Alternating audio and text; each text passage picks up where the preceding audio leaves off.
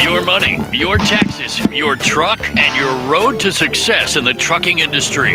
This is Trucking Business and Beyond, the show that puts the money where it belongs, back in your pocket.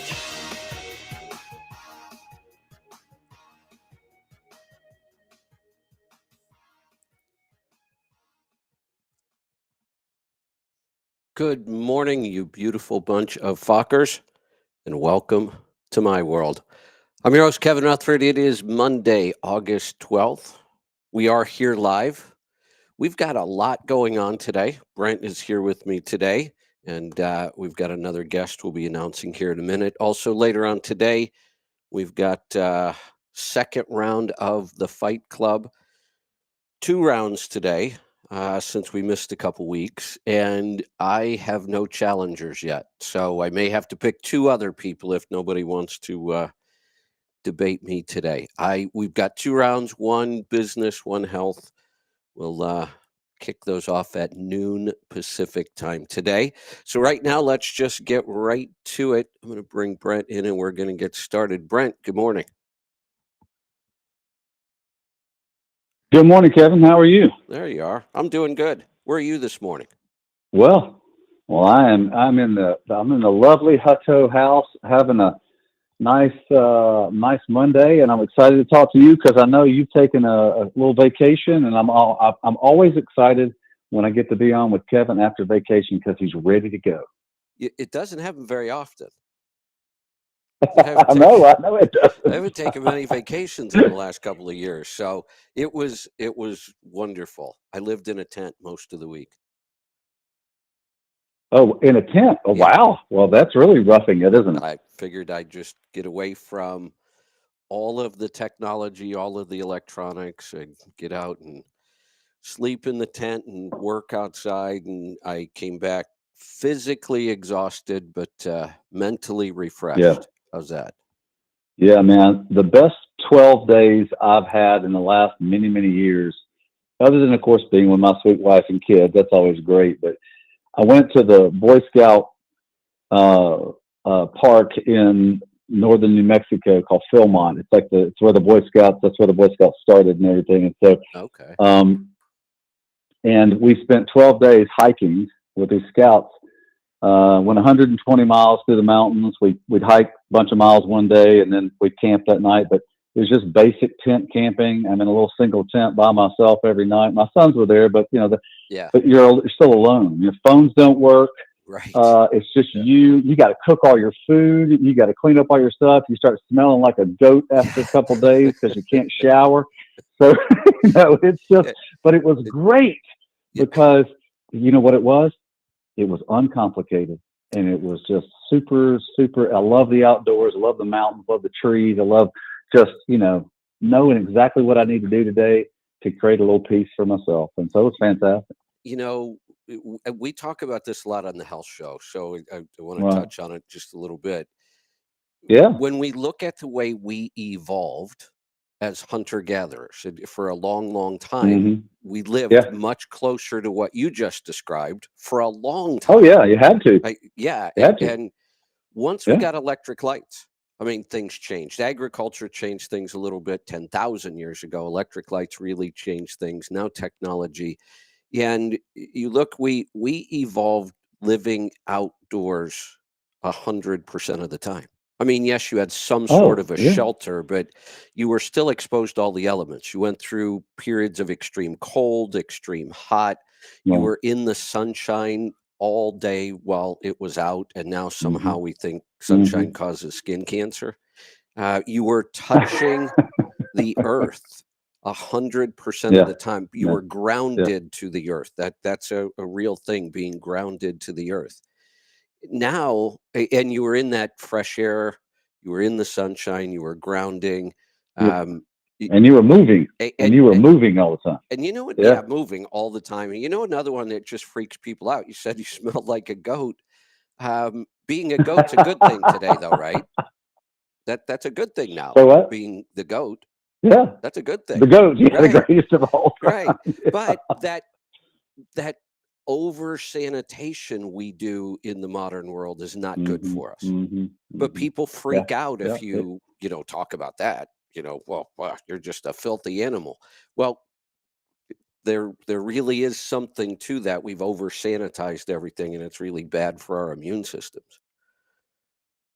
Yeah, across the board, I think I agree with everything you said.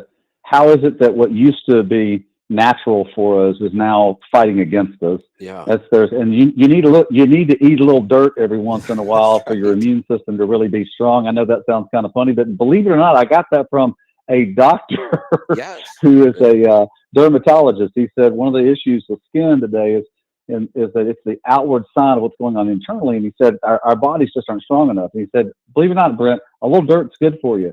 The other thing is this. I think about this, Kevin. I think about how we've sort of mastered light.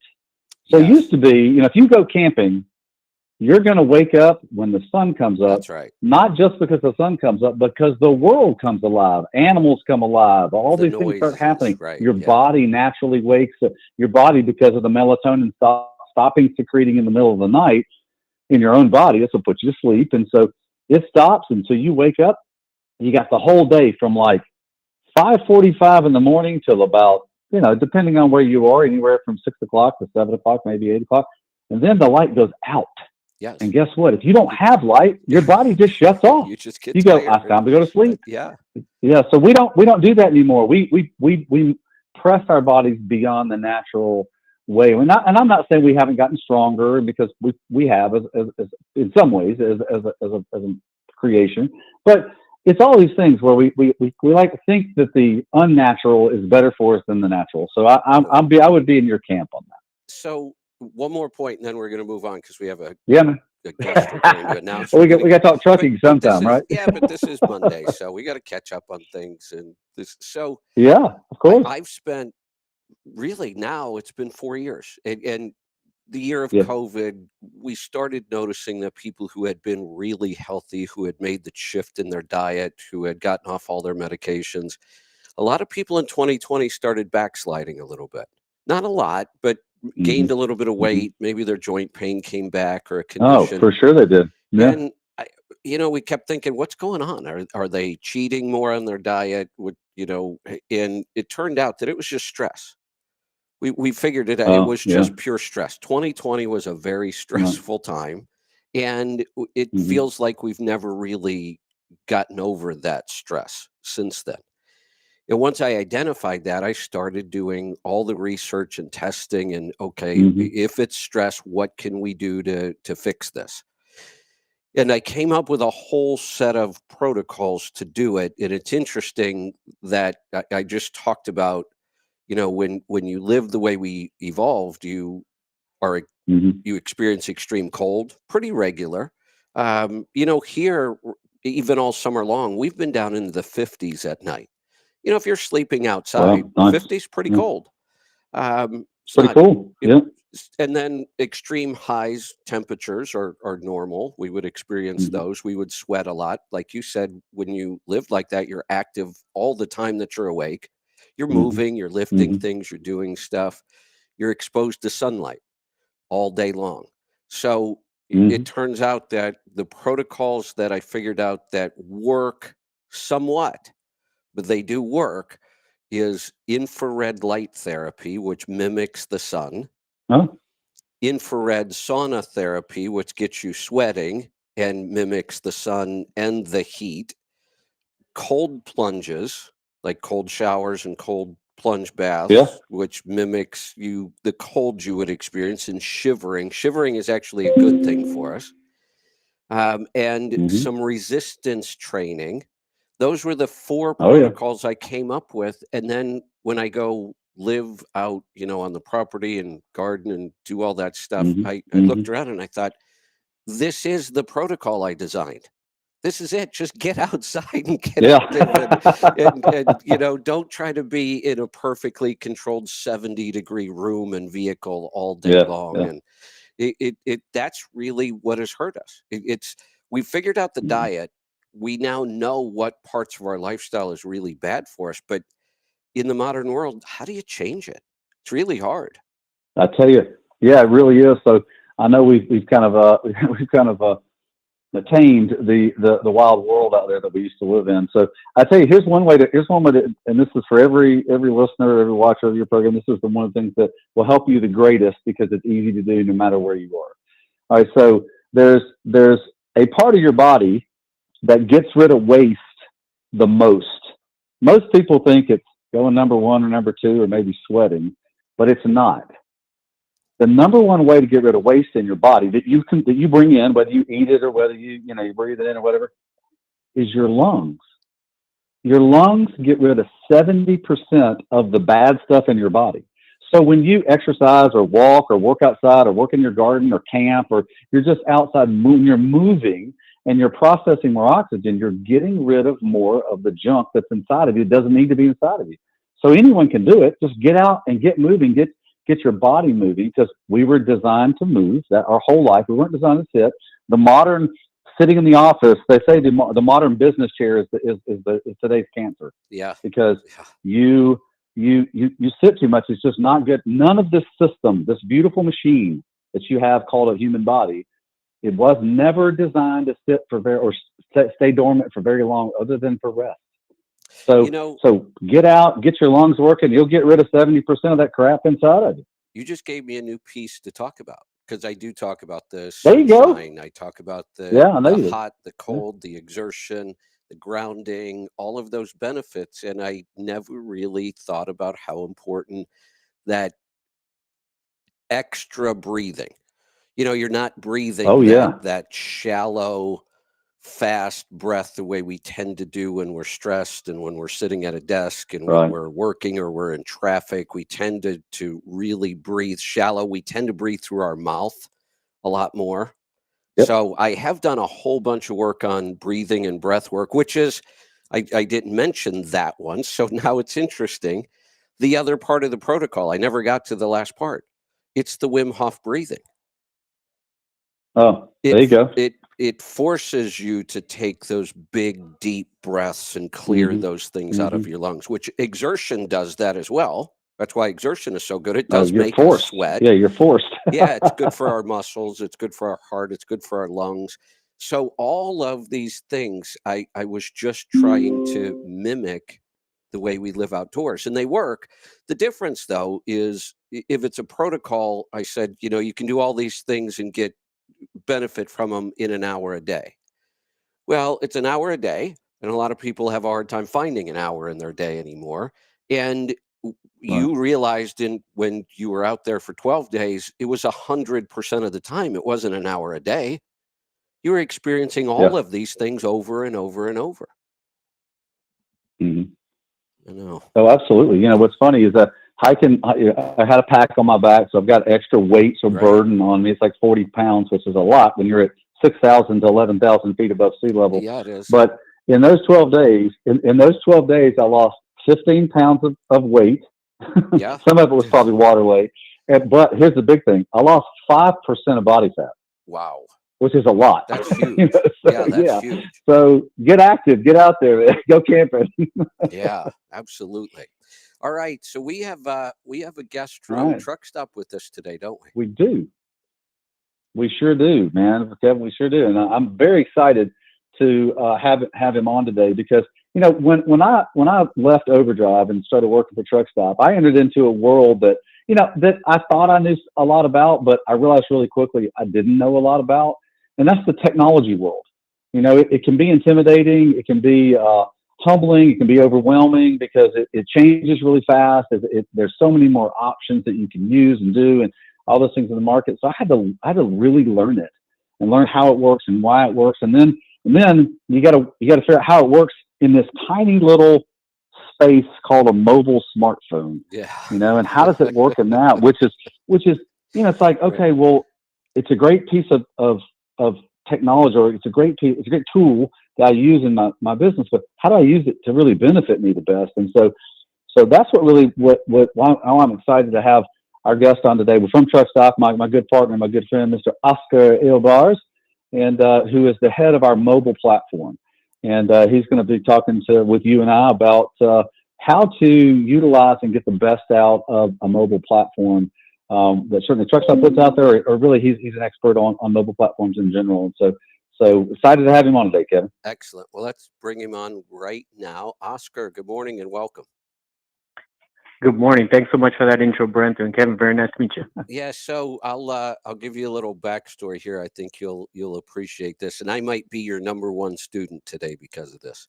So my listeners all know because I tell stories all the time, and after a while, you've been on the air 17 years. You tell the same stories a lot. I mean, I only have so many of them. Sure. But I was really, really early into technology. So I built my first computer with parts from Radio Shack in like 1983 or 4, I think. And I was actually on the internet on what were called bulletin boards back then in the late 80s. Very similar to chat rooms today, just not all the fancy graphics. It was all command line stuff. But you had rooms with topics and you were communicating with people all over the world in the late 80s, long before even AOL. And then some of the services came along, Prodigy and CompuServe, and I was on those, and then AOL. So I was writing spreadsheets to help owner operators with their accounting in the early 90s. So I've been right there with technology the whole time. Now, the reason I tell the story is I hate doing anything on my phone. It is the one piece of technology that finally broke me. I don't know why it is. I just do not like it. And I realize it's a really powerful platform. There are a ton of advantages to being able to do stuff on our phone. And we as a company have several apps ourselves. But I'm the holdout. If I can grab my laptop to work, I always will. So encourage me to use the phone more. We'll definitely try and do that, Kevin. All right. So what do we got today? Go ahead, Kevin. Yeah. So one of the things that let me kind of set this up, Oscar, for the Let's Truck tribe out there. So when you think about moving freight in the last 10 years, sort of the biggest advantage for especially carriers in the marketplace, small carriers in the marketplace, has been the mobile phone, because you can take it with you everywhere you go. It's in your pocket. It's at the fuel island. It's inside the truck stop. It's inside obviously it's inside your cab with you, and you don't have to pop your laptop open and get connection to the internet to figure out how to move freight. So, but the biggest challenge, Kevin, and this is something that we've talked about a lot at Truck Stop, is how do you take an entire display of the freight opportunity that you're looking at, we call it a dashboard, and shrink that down to something that is, in some cases, a tenth the size. Right. When you've got to look at all kinds of things, like 6 or 7 pieces of information to make a decision about whether or not you want to call on that freight and try to acquire it to move. And you've got to make that decision in 60 seconds or 180 seconds, because freight moves fast. The good freight moves fast. So this is where Oscar has really done great work on our end to help us solve that problem. So Oscar, I wanted to kick that off because that was really the biggest challenge in the market. There's a lot of other players in the market that have apps that move freight, but there's not many in the market that have the scope and scan that Truck Stop does when it comes to the amount of freight that you can see every day. Yeah, that's absolutely true, Brent. And I'll actually echo a little bit of what you just mentioned about hiking in your story. And so being uncomplicated. Uncomplicated. There you go. So you could put a bunch of information on the screen, and it'll just make your life a lot harder to figure out what you need, when you need it, and make that decision as fast as possible, especially inside of the carrier space. Finding the right load board, finding it on time, or rather the load opportunity on time, one that matches for you. But it's about making it uncomplicated, so it's easy, intuitive, really just a partner for your business on the road. Excellent. Right, for sure. And it is challenging. And I can, attest to that, because like I said, we have apps, and every time you have an app, you think, oh, well, it can do this and it can do that. And it's powerful, but you really have to work hard to keep it simple. Brent, you're familiar with Aaron, who does all of that work for us. Yeah, and I knew I had found the right guy when I had written the original version of profit gauges myself. I programmed it in a database, and I got about 90% of it done just figuring it out on my own. And I needed to hire somebody to do that last 10%, make it all work. And I went through a couple Right. people, spent a lot of money, had to scrap a lot of software that just didn't come out anywhere near the way I wanted it. And when I met Aaron and he was going through what I had, and he kept looking and saying, "Well, why does this take 4 clicks? I could do that in 2. Why does this take 3 Right. clicks? Yep. I could do that in 1." And I knew I had the right guy. That was his focus, was not on adding anything. It was on taking things away to make it easier. Hmm. And on the mobile Yeah. platform, that So really becomes important. yeah. So Oscar, if you wouldn't mind, just kind of talk about the methodologies where we were looking at some of the things that, how do we make that? How do we uncomplicate it, make it simple? Yeah, absolutely, Brendan and Kevin. That's a great point here. I'm making it simple and making it uncomplicated, right? So first thing first, it always starts with understanding our customers, understanding the carriers, understanding the context in which they are working with this information. It's not going to be behind the air-conditioned laptop experience. It's usually in a cab, sometimes in a remote area of the country where we might be heading to. And sometimes there might be a snafu here and there. So it's really about understanding that context. Maybe it's late at night and you got this screen that's glaring at you, right? It's kind of blinding you a little bit. So it's even context that's not even related to information on the screen. It's rather how you're interacting with that device. So all of these different points of information we collect, try and step in the shoes, so to speak, of our customers. From there, we really tee up some of the real pain points, really digging down beyond that of, hey, I'd like it to do something. We ask why several times, 5 times maybe. To really understand what is the core need of what we're trying to build here. And from there, we iterate. What that means is that we create prototypes, these kind of halfway type products, so that we can get the feedback loop with our customers, making sure that we are solving what they're trying to communicate to us as, hey, this is a problem we want solved. We try and accelerate that process of feedback so that when we end up delivering a solution to market, to our app stores, Android and Apple app stores, we know it's going to make a bang. We know it's going to make a difference into the daily lives of our carriers. Excellent. All right. So Oscar, what were some of the? Let me ask you this: what was like the biggest part that was difficult? Because I remember when we were looking at the dashboard on TruckStop. So when you go in, you do a load search, Kevin, and you pull it, you click on a load, it brings up information on that load. It's a bunch of pieces of information. So how did we? What were the most important things to prioritize, Oscar, on the for when you're trying to move freight, which is where everybody makes money? What were we trying to prioritize on the screen that made it easier for them? Yeah, absolutely, Brent. And the way we can slice and dice our business, it's probably infinite, right? It really depends on where you are in your business and your trucking business journey. If you're an established carrier provider and you have fleet perhaps, and your problems are going to be very different than if you're a new entrant to the industry as a whole and you're owner operator and you're just trying to figure out, well, what do some of these jargon terms even mean? So it's really first understanding like where you are in that journey to then be able to present the right approach to understanding the data that we're presenting. Give you an example. For more recently, we just launched a feature for rate per mile, RPM as the acronym goes. Well, if I'm brand new into the industry, RPM might be the tachometer on my dash. Has nothing to do with rate in my head. But if I'm seasoned in the industry, I know very intimately what RPM means. Well, in there, we want to go ahead and like present filters to such as RPM to be able to prioritize what is the right load for me based on my needs right now, which might be very different Monday afternoon or Monday morning, and then it might be perhaps over the weekend trip. Rate per mile is one example, but others might be overall rate, might be origin and destination. Maybe I'm in a remote part of the country and really I'm not prioritizing necessarily the highest ticket item, but rather getting back home because I want to hit up my son's baseball game on Friday, whatever it might be, right?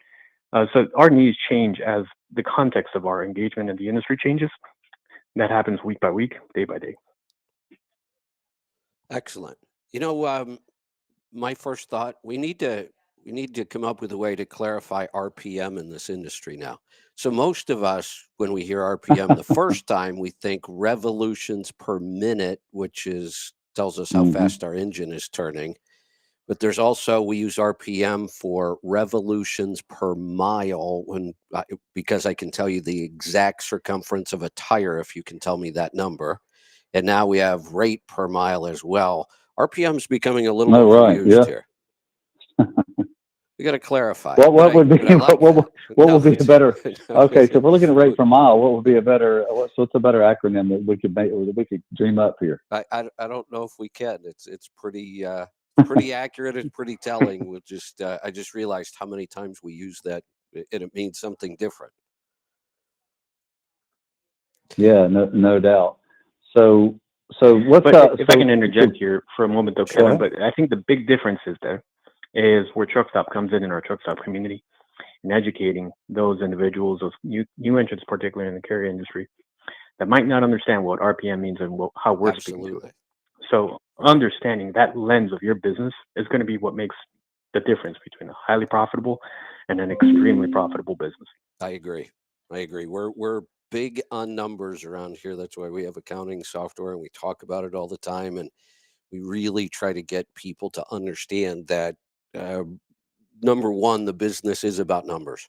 Numbers tell us just about everything. And this is one of the numbers we have to start with.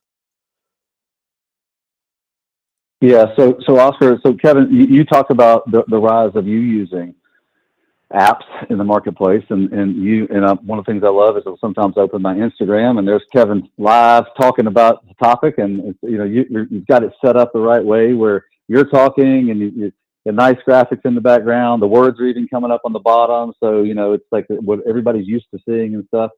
So talk about, Oscar, the rise in mobile usage among in moving freight. So and what we've seen in our carriers using the mobile platform more frequently.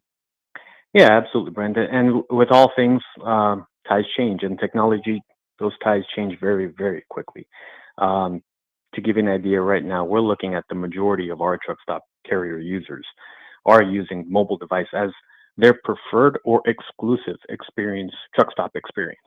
Meaning they're not even opening up the laptop. The minority are exclusively using laptop.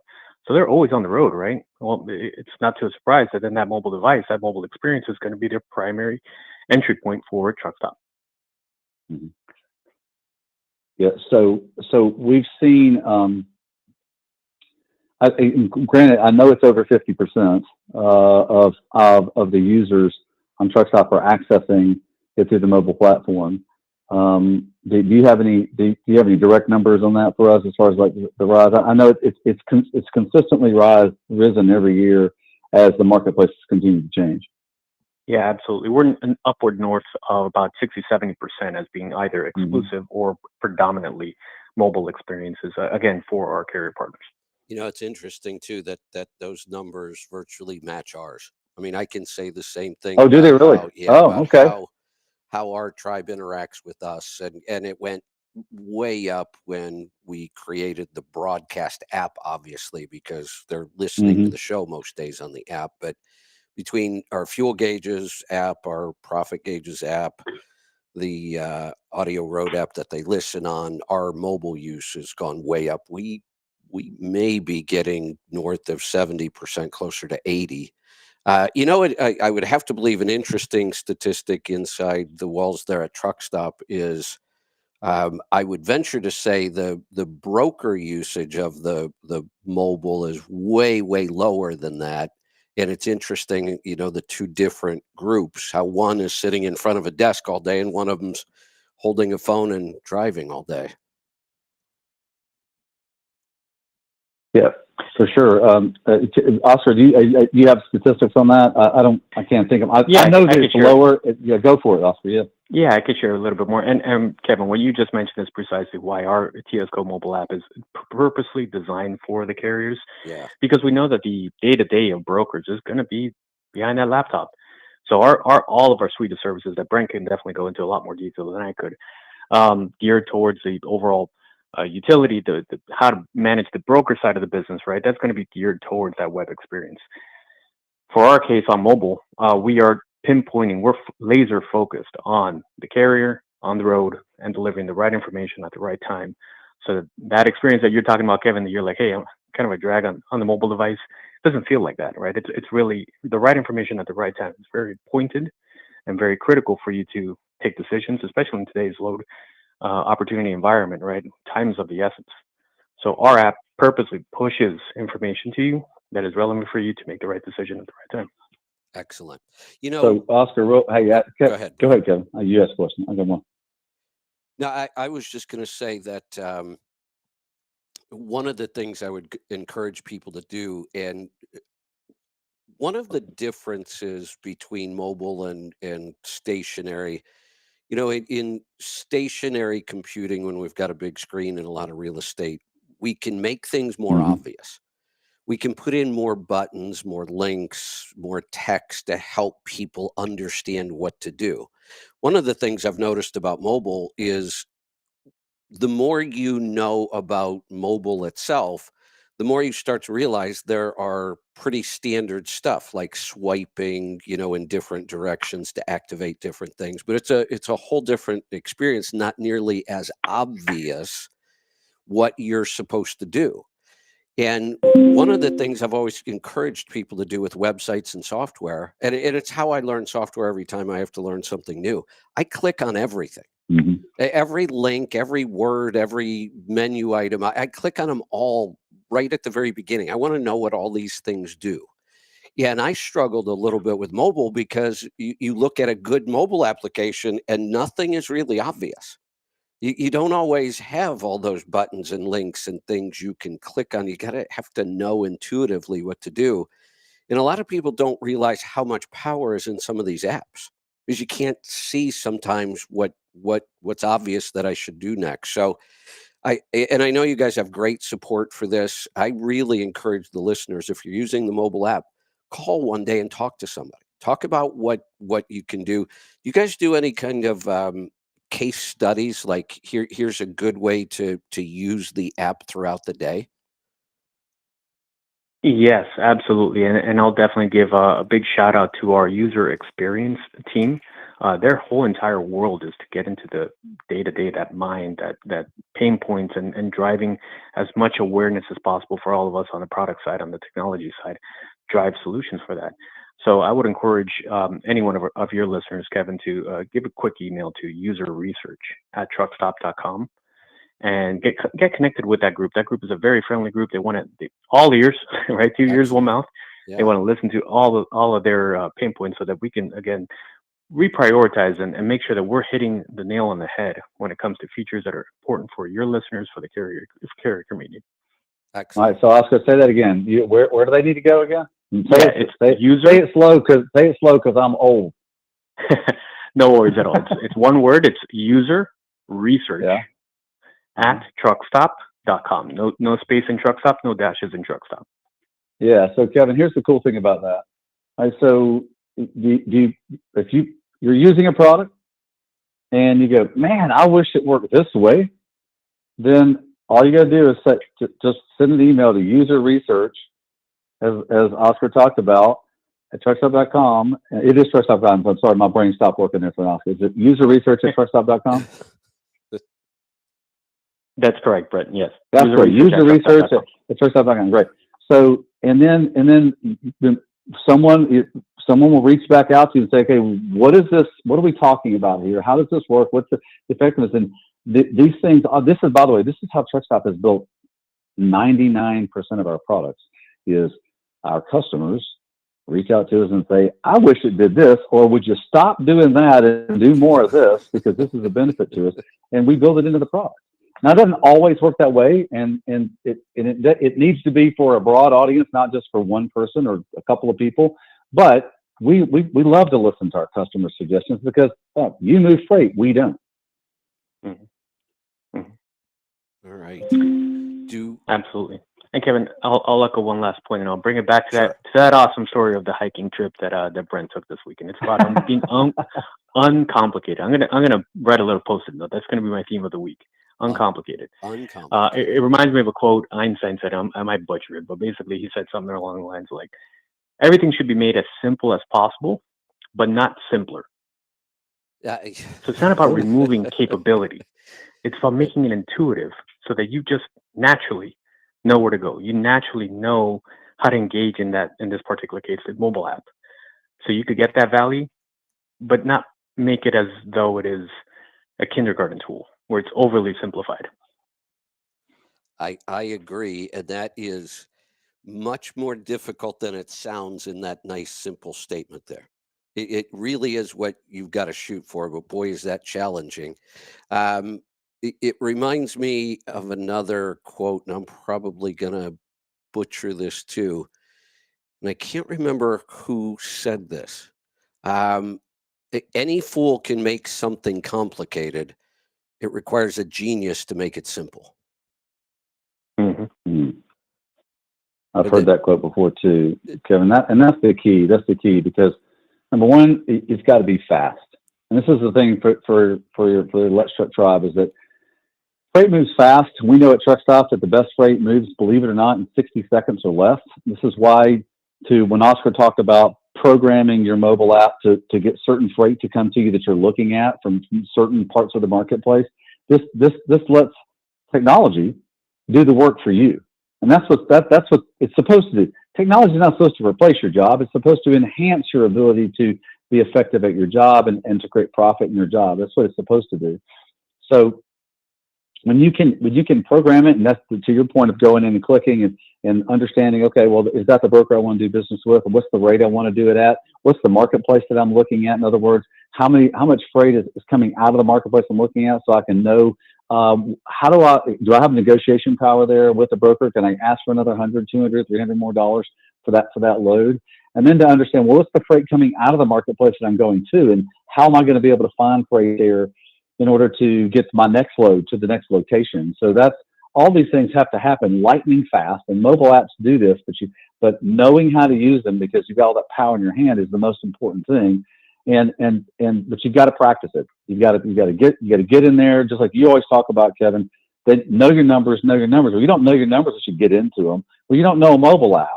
To your point, Kevin, about clicking around, you get in there, start booking and moving some things, moving around, and being able to use it to help it benefit you and give you more time. Give you more time to haul freight. If you get 1 or 2 or 3 extra loads a year because you're able to hedge time on things, that's just profit in your pocket. It's designed to create more profit. You know, one of the things I tell people to do, I try to take things that we tend to look at as negative and how can we turn that into a positive. And anybody in this industry knows one of the biggest negatives for a lot of drivers is how much time you have to spend away from home. I mean, for anybody with a family, that is tough to overcome. It's part of the job. It's part of what we've got to do. But I try to tell people that let's take advantage of that. There's a positive in there. And here's what it is. And I've experienced this because I've traveled. I've done 1 million miles in the truck. I still travel today. I get much, much more work done when I travel.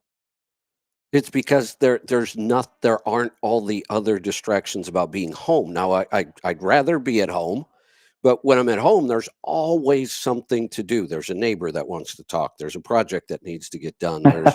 There's always something that, maybe distracts me. And that's not a bad thing. But when I travel, I don't have that.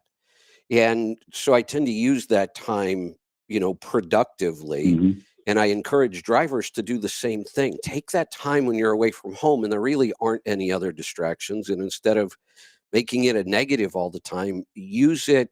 And this is a great example because with all the tools that Truck Stop has and all the ways that mobile app can be used, you should develop a pattern, a system.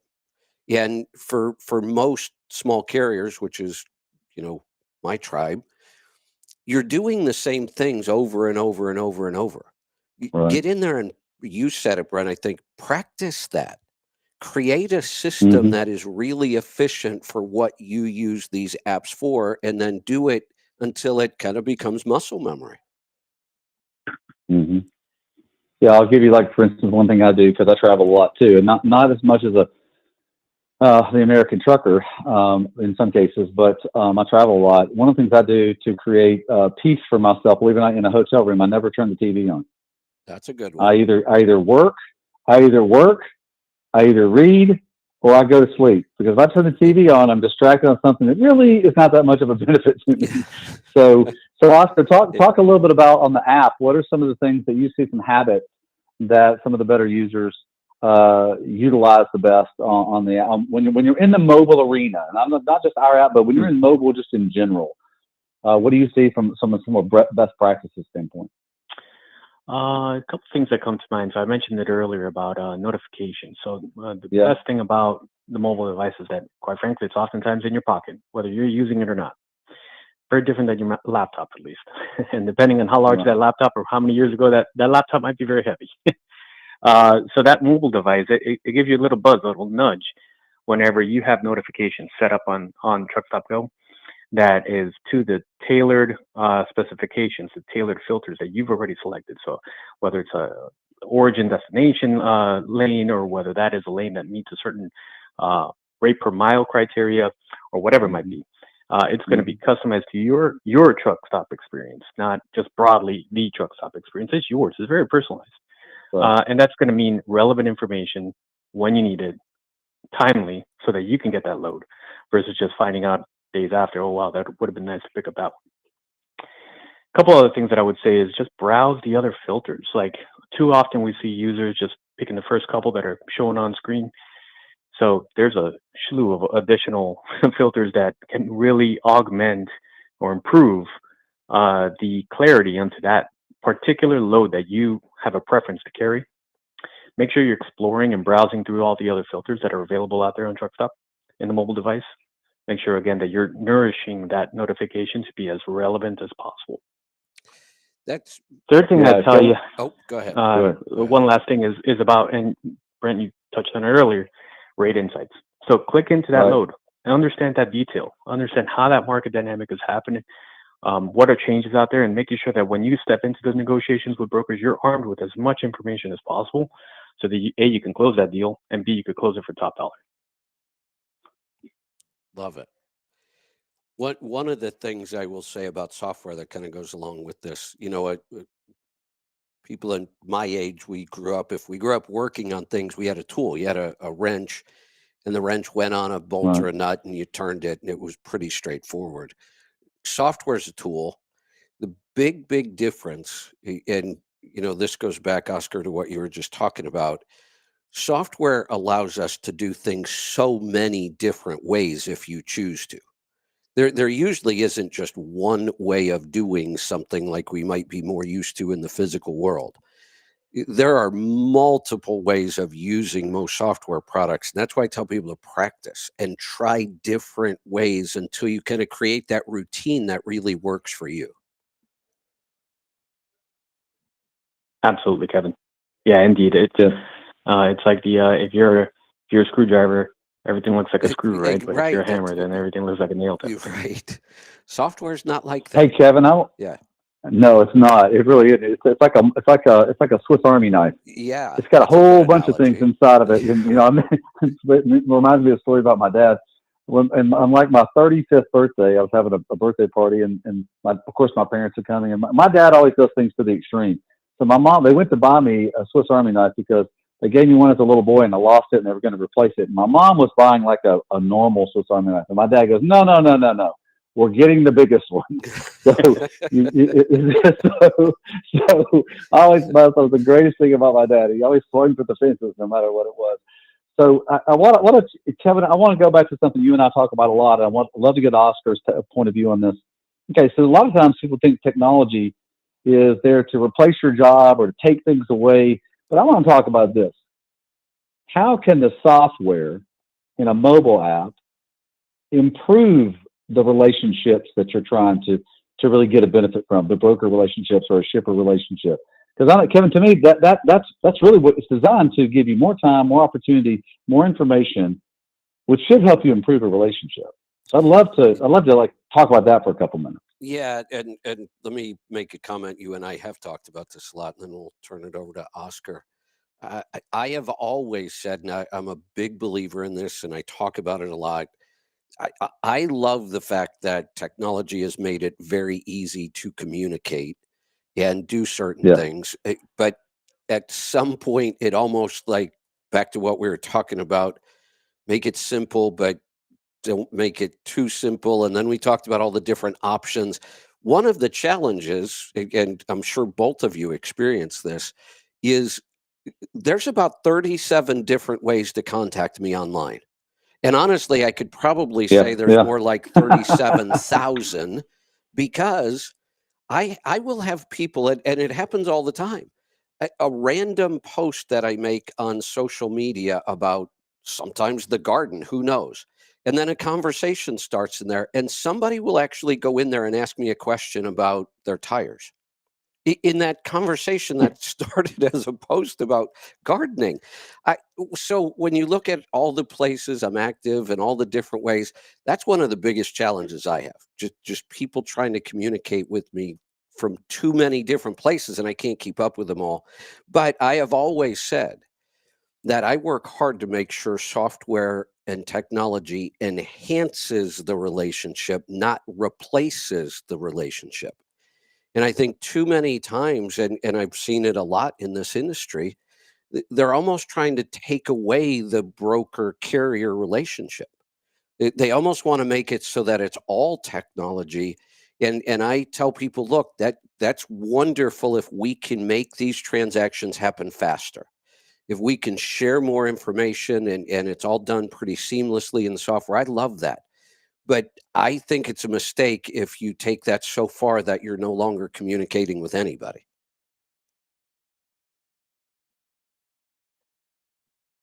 Yeah, I'm 100% on that, Kevin.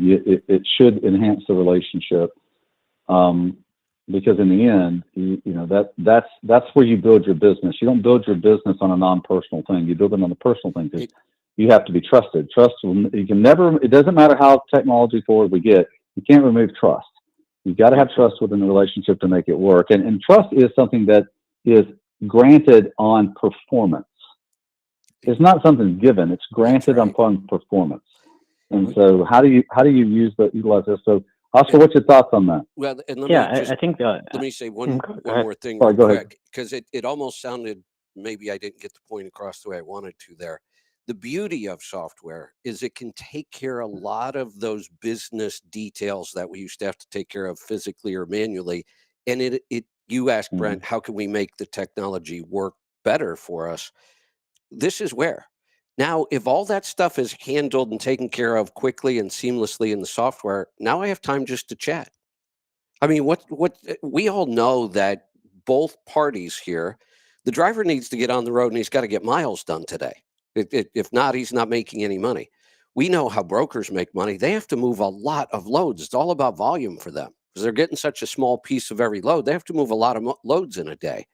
So if we can, with your technology, make all of those things happen so much easier and faster, and it's seamless, now we do have time to just build a relationship. We're not in such a hurry that we can slow down a little bit and actually talk to each other like human beings. Yeah, absolutely, Kevin and Brent. That's a great topic, and one of the key words that come out to me is trust, right? Now, how do you build that trust? Brent, you talked about performance, right? Absolutely, like showing up when you get that call, right? And in addition to that, I would add to it relevance. So when I pick up that phone call and I call that broker, understanding a bit more, coming into that conversation with a bit more information that's provided to me by that truck stop experience with rate insights, how the market's going, what are the details that have been written on that load detail sheet inside of the load details of truck stop. Now that conversation is far less discovery, it's far less early topics, it's very pointed, and it drives relevance, and that relevance drives value in the conversation. When you deliver value, you create trust. And at the end of the day, Kevin, as you just mentioned, it's about people. We like doing business with people that we trust and that find value in our exchanges. This mobile app and TruckStop as a whole arms you with the information so that you can build that trust and that value for your respective broker relationships. Absolutely. Love that. All right, Brent, what else we got today? Yes, sir. Man, we got a lot, and hang in there, Oscar. You may be able to talk a little bit of this too. So, Kevin, I know it's been a couple of weeks since you and I've been live together, and But the marketplace just kind of continues to. Let me start with this. There are more industry data people, and that includes large fleets because they look at a lot of the data in the market. They have divisions of their companies that look at this thing, and there's industry analysts and leaders in the market talking about our market seeing some signs of some incremental improvement in the rate and incremental improvement for the small carrier, which would mean an incremental improvement for the rates in the small carrier marketplace, the spot market for 1 truck, 2 truck, 5 truck operations out there. So that to me, I've seen it. I've heard it from some of the players that I looked at. I sent something out last week, and it had C.H. Robinson, it had Heartland, Martin, Werner, Knight Swift, all talking about seeing signs sooner than later. It used to be for a while market, Kevin. What we've heard is 6 months and the market's going to come back. And so when you hear that, Let's Truck, when you hear that out there, just know nobody knows when it's going to change. Because 6 months in the freight marketplace is an eternity, and nobody knows when. You can't predict the freight cycle. It's not possible. You can look at the macro part of the market, but you can't predict the freight cycle. So that's what I say. So the overall, there's more like, okay, in the next 3 months, we should start to see some movement upwards in rate because of some things. Now here's the big thing, and this is the takeaway nobody wants to hear. It will probably come with a few more carriers moving back to a different part of the market instead of being in for hire. So they will pivot back to part of the market, or maybe even go back to the company driver part of the market. But that will come because the rates are going to stay kind of where they are for a while. Which right now we're seeing more carriers leave the market because we're at the hard part of this economic market. Yeah. We're just at the hard part. We've been doing it for almost 2 years, and that's when it's hard. So that's kind of what I'm seeing out there, just from a top line standpoint. I'm glad you brought that up. That was going to be the next thing I was going to ask. And I was on vacation for about 10 days or so I kind of ignored all this stuff. And then right when I came back, I that weekend, I did a lot of research, looked at all the numbers, and I started seeing what you were talking about, that there was this talk of things getting more positive. And you mentioned Heartland. I've bragged about Heartland for years. Their operating ratio is incredible most of the time. Very efficient fleet. Their numbers are awful right now. Horrible. I don't know that I've ever seen Heartland's numbers look so bad. And that tells you something. I mean, they've been through these dips before, and I've never seen them be impacted so much the way they have this time. So then, I see as I come back, more positive talk. Looks like things are going to turn. And then we had that crazy Monday where the job numbers came out. They were awful. Unemployment was up. The market, at one point, the NASDAQ had taken the biggest hit it had ever taken in the history of the NASDAQ. Down over 1,000 points in the middle of the day. Everything was tanking, and it looked like World War III was starting. And I thought, okay, is this the big event? We've all kind of been holding our breath, because the one thing I've said is we keep predicting based on industry data, and that's all we have. But I've been worried about some sort of major shock to the economy that would change. Like you said, 6 months is an eternity. We have an election in the middle of all this, a big one. Well, that changes all kinds of things. Even if it's only emotional, it still changes a lot.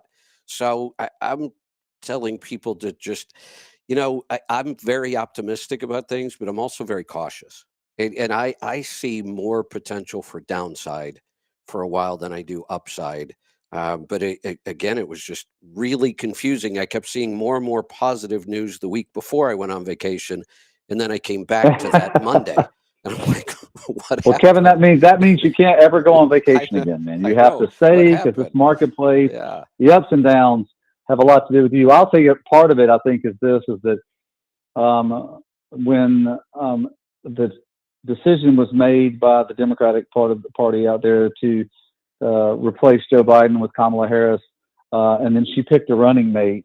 Look, emotions play a part in our stock market out there. No matter what you look at, emotions play a part of it. And so when you get that replacement, then there are concerns, and people tend to pull back a little bit. Now that it won't always be that way. It was pretty remarkable to watch that happen. I was looking on Bloomberg and I was looking on the Wall Street Report, and I was like, man, that's painful.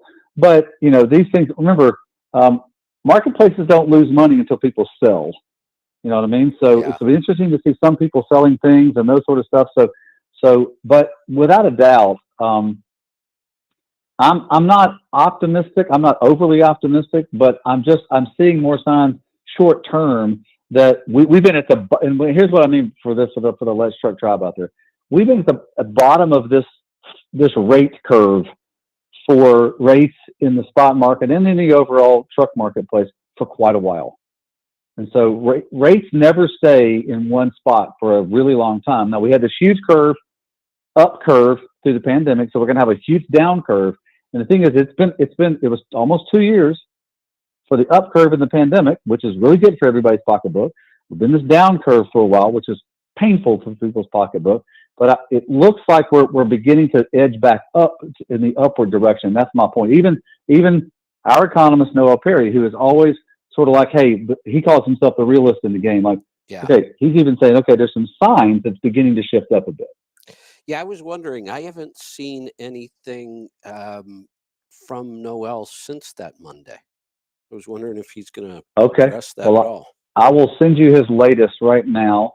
That because he looks at the truck stop data when it comes out, and then has his points of view on the spot market. So I'll send it to you right now. Thank you. I'll tell you what he said. Let's see.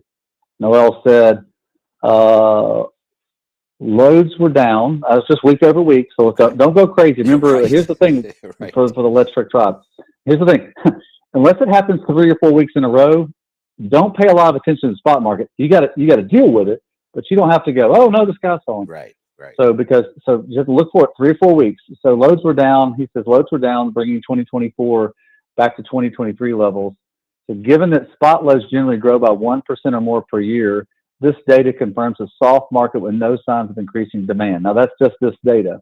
That said, rates were up, bringing 2024 above 2023 for the 4th consecutive week. Now, let me say that again, because this is important for the Let's Truck Tribe. It's important. Right. Seriously. No, he said, that said, given all his negative, he said, that said, rates were up over the previous year, which was the tough year, right? It was the correction year. Right.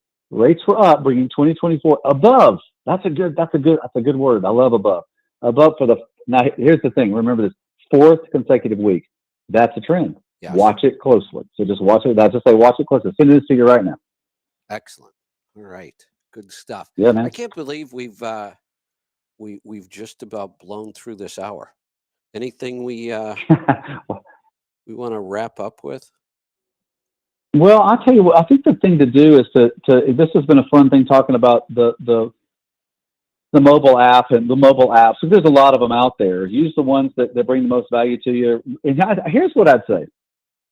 Remember that if you're using a mobile app put out by a private entity, that it has a use mostly for that private entity. It has a use for you, but remember, they're bringing it to you for a reason. There's very few mobile apps out there that are actually marketplace apps, and that's what TruckStop is, and the other players in the spot market that have apps out there. But remember, we're bringing you a marketplace. You get to see everything in the marketplace, with thousands and thousands and thousands of brokers and thousands of carriers. So it's a complete view. So make sure that when you're looking at any piece of technology, how much view does it give you of a marketplace? And then sort of rank it accordingly. And that's super important because not all of them are the same. And technology is always there to help you. But you got to get in there and you got to dig in and know how to use it, because in the end, it's your responsibility. Excellent. All right. I know we're going to go a couple minutes over, but I want to ask you something today. Okay. Yeah, I'm ready. I don't know if you have seen this or not. I know you're pretty busy. You and I haven't talked about it. I'm a big believer in differing opinions and differing ideas having a lot of value. Oh, for sure. You know, a lot of people, Yeah. I can't tell you how many times I've been accused of, well, you just think your way is the right way. That is so untrue. About me, that is so untrue. I am always looking for a better way to do everything I do. So I am Yeah, me wide too. open to ideas, and I am actually, people have a hard time understanding this. I'm more open to ideas with people who disagree with me. It's like I've said Oh, before, for sure. I Yeah. learn more when I make a mistake than when I have a success. Hmm. Sometimes we can just get Hmm. lucky and we don't even know why something went well. But when Hmm. something goes wrong, I can usually figure out why it went wrong and don't do that again.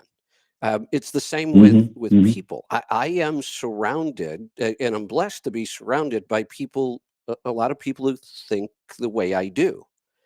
But I also want to make sure I get exposed to people who think very differently than I do, because that's where Right. I'm really going to learn. I mean, it's wonderful to have your ideas supported and people to say, yes, I believe that too. And I get that. But I need, differing opinions. So, did you see anything I put up about my new space called the Fight Club?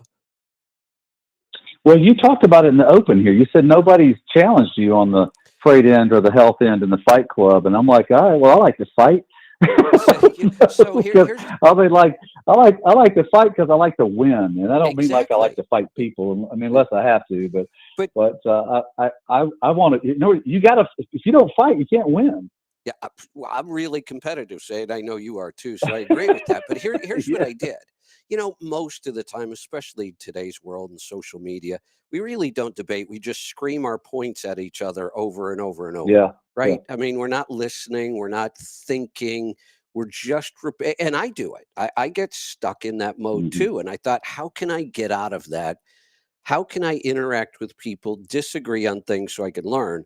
So I just sat down Yeah. and I thought, how could we structure an online debate on a space where we're not just Yeah. screaming at each other, where we might actually learn from somebody who disagrees with us? So here's how I set it up. Right. And I've only done it once and then I went on vacation. So now I'm trying to revive it again. And I'm not sure if this is going Okay. to work or not. So the way it works, we call it the Fight Club. Um, Somebody somehow picks a topic. I picked the first one to get started. Um, I don't even remember exactly what it was now. It was just a couple weeks ago. Because the point is, right now, Right. it isn't even about the topics. It's about learning a better way to talk to each other. So I've even said, I don't Yeah. care. Yeah. Yeah. Bring me Yeah. any topic you want, and we'll debate it, even if we know nothing about it, because it's not about the topic. This is about learning how to talk to each other differently. So once we pick a topic and we have two people, then you're not allowed to make statements or try to make your point. All you get to do, you get to ask the other person 5 questions. Oh wow, I love it. And then they Yeah. ask you five, and we go back and forth. So if you and I were debating whatever right now, what's the lowest rate per mile you should ever pull for, something crazy. It doesn't matter what it is. Right. You would Right. ask me a question. I would have 5 minutes to answer the Oh wow. question. And then if I Okay. choose after I answer the question, I can make my points. And that's why we give 5 minutes. So you have to attempt to answer the question first. And Right. then Okay. when I'm done, I get to ask you a question. And you have 5 minutes to answer my question and then make any other points in the time you have left. And at the end, and Love it. when we do this on spaces, everybody is muted except the person talking at the moment. So, and Okay. that's to Oh, keep that's me awesome. from No interruptions. exactly. That's Yeah. to keep me from jumping all over people and interrupting them because I do it all the time. So I just said, look, we're just gonna. That's the beauty of technology here. Just turn everybody's mics off. You have 5 minutes to Right. talk. If you don't use it all, that's Yeah. fine, but you've got it. And then Right. at the end of the 5 questions each, the audience just votes on the winner. Who do you think Yeah. asked better questions, answered the questions better? Then you can make your Right. points. The first one worked out really well. And I won. And one of the things I want to tell people, this is not about me debating people. I don't want, in fact, that was, if somebody beats me, then they go on and I'm out. And that's what I want to see happen. I want to see other people doing this as well. I don't want this to be me debating somebody every week. And as much as I'd like to win, I don't want to win every time. I want more people to get involved. So I have no challengers at all this week, and I'm going to do 2 of them today. I'm going to do one on any business, financial, political topic, anything at all you want, really. And then one more based on health. But I don't have my I don't have a business topic yet. Do you have any ideas? What should I debate today? Let's see. Well, first I want to comment. Let me think for just a second on what you want to do. Let me comment on what you said. I gotta. You hit on a topic that is so important to me. Our country, the United States of America, there's 2 things that make it, that when it was founded on these, there's lots of principles, but there's underlying principles. There's 2 things that make it incredible. Number one is we have a virtuous citizenry. In other words, people wanting to do the right thing. And so that's what makes us different than founded on this and every other country. Now, the second thing is, it is a country founded on civil discourse. Yes.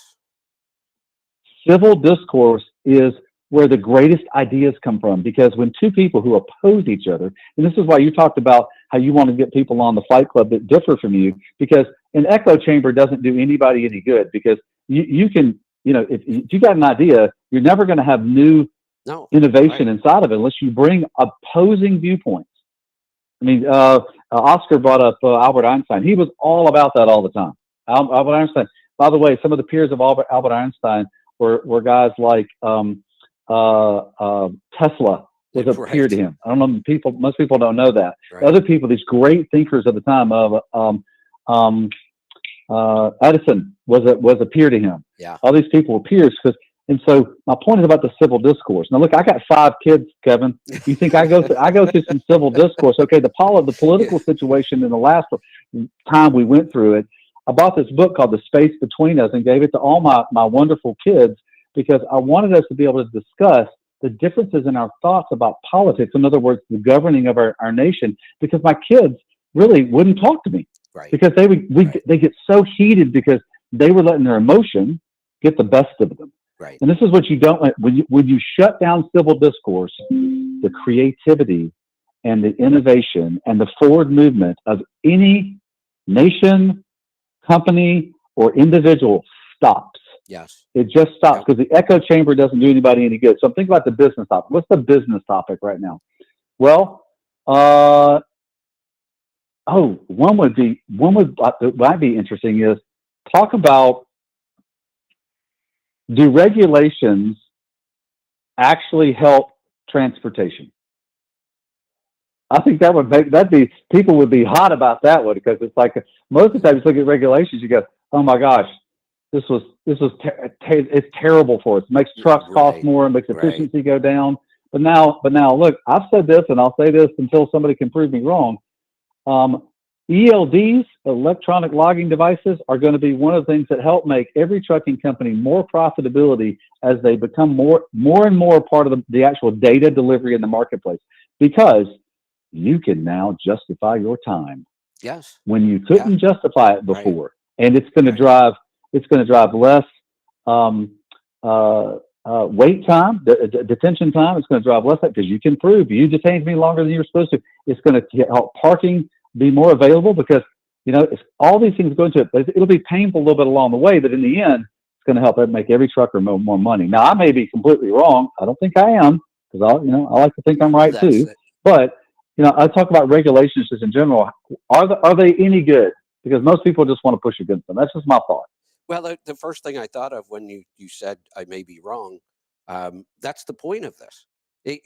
I want somebody to point out something I haven't thought about yet. I've thought through this topic. I think I have all my opinions figured out. And then somebody brings up a point that I never even thought about. And I have to rethink how I think about this. That's the whole point of this. And that is why we were such a great country. We were able to do that for a long time until we weren't. And now it just seems like it's so. That was the whole point behind me sitting down and coming up the rules in the Fight Club and figuring out how can we just have some fun with this and not get too serious about it. And so we'll see. We'll see. Like I said, my biggest challenge right now is getting people to step up and do it. And I want them to know it's not going to be me debating every time. That's not the point of this. In fact, I would step aside today if I don't get a challenger or two, because I'm going to do two of them. If I don't get anybody to challenge me, we're not done for the day. I'm going to just ask two other people to step up. I'll just step aside and let's bring two other people up to debate something. Sure. Yeah, no doubt. But this civil discourse thing is so important, and that's for truckers too. It's for all of us. We can't just say, "Hey, we're right," and to not listen to it, because civil discourse is what makes any citizenry strong. Because we can have it, we can either agree to disagree or agree to agree, but we can move forward as one sort of industry or one nation moving forward. But if you don't have it, and it gets shut down more and more often lately, and I get so frustrated with it when we don't listen to others' opinion. Right. Because it's so important to grow in things. Yeah, so that'd be it for me, man. All right. So if you get a chance today at noon Pacific time, I'll be live on X with the Fight Club. Okay, that's 2 p.m. my time. I might jump on and listen. Yes, I got some time. All right. Okay, all right, buddy. So I know I got to let you guys go. You've got a lot to get back to. Oscar, thanks so much for joining us today and helping us understand that. Thank you very much, Kevin. Thank you, Brent. And thank you to your listeners. Appreciate it. All right. All right, Brent, we will talk again soon. Okay.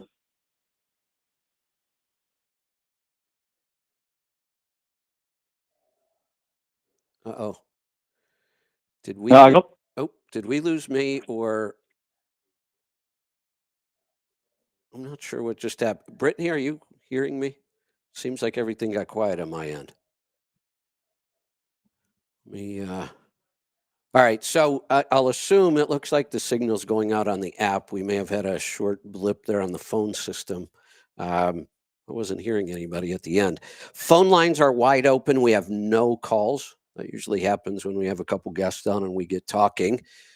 So I will hang out just a couple minutes. I may end this early today and go get ready for that Fight Club event this afternoon. But if you've got a question, a comment, a topic, anything at all you want to talk about, if you jump in right now, I'll stay here and take your calls and questions.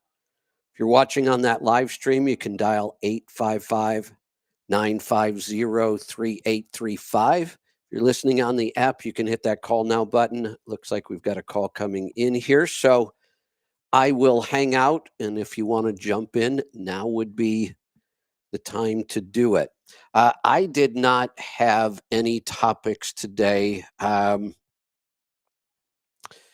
Interesting tonight. I know it's a political topic, but there's a lot going on in politics right now.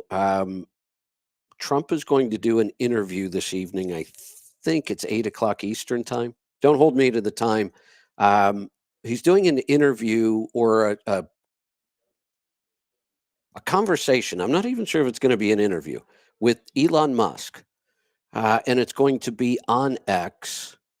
And I think that may be the beginning of Trump coming back and being active on X. Trump hasn't been active on X in a couple of years. It's going to be one of the things will be really interesting. How many people watch that? And you can kind of see it in real time. So I'm looking forward to that later today. Looks like calls are really starting to roll in, so we're going to get to them. Let's get started on the calls today in Oklahoma. Jeremy, welcome. Good morning, Kevin. How are you doing? Good. What's on your mind today? So, I've always, I'm thinking about a distribution of weight over your axles, and I've always kind of tried to make the tandems and the drives about equal, and then the steers are kind of what they are, with trying to keep my trailer gap between the tractor and trailer, as closed as possible. Right. But I just didn't know if there was a better way of doing that as far as efficiently and safety and everything else of, maybe 60% on the drives and 40 on the tandems, or what the best way was. I don't know that anybody's put a lot of effort into really figuring out the best way. I played around with this a little bit with fuel economy. We do know that for some reason, and I don't understand the physics behind this, but for some reason, the farther back in the combination you go, the more important rolling resistance becomes.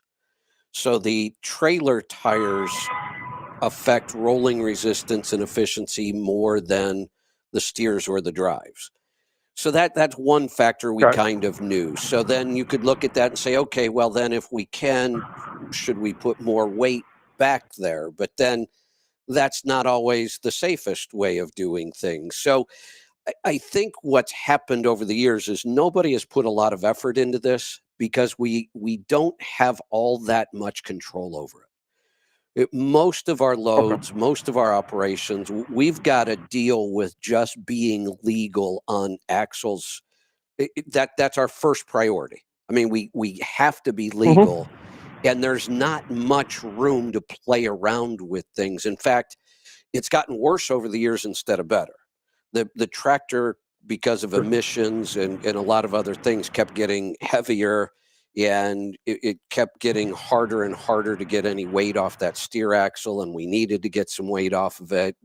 But then we want that gap nice and tight, and there were just so many different factors, and most of them were out of our control, that nobody's really put any thought or effort into this because we just can't change it enough to matter. Okay. All right. Yeah, I've kind of noticed that if I put a lot of weight back on my tandems, and it feels like a boat anchor, and it just makes the truck a little sluggish.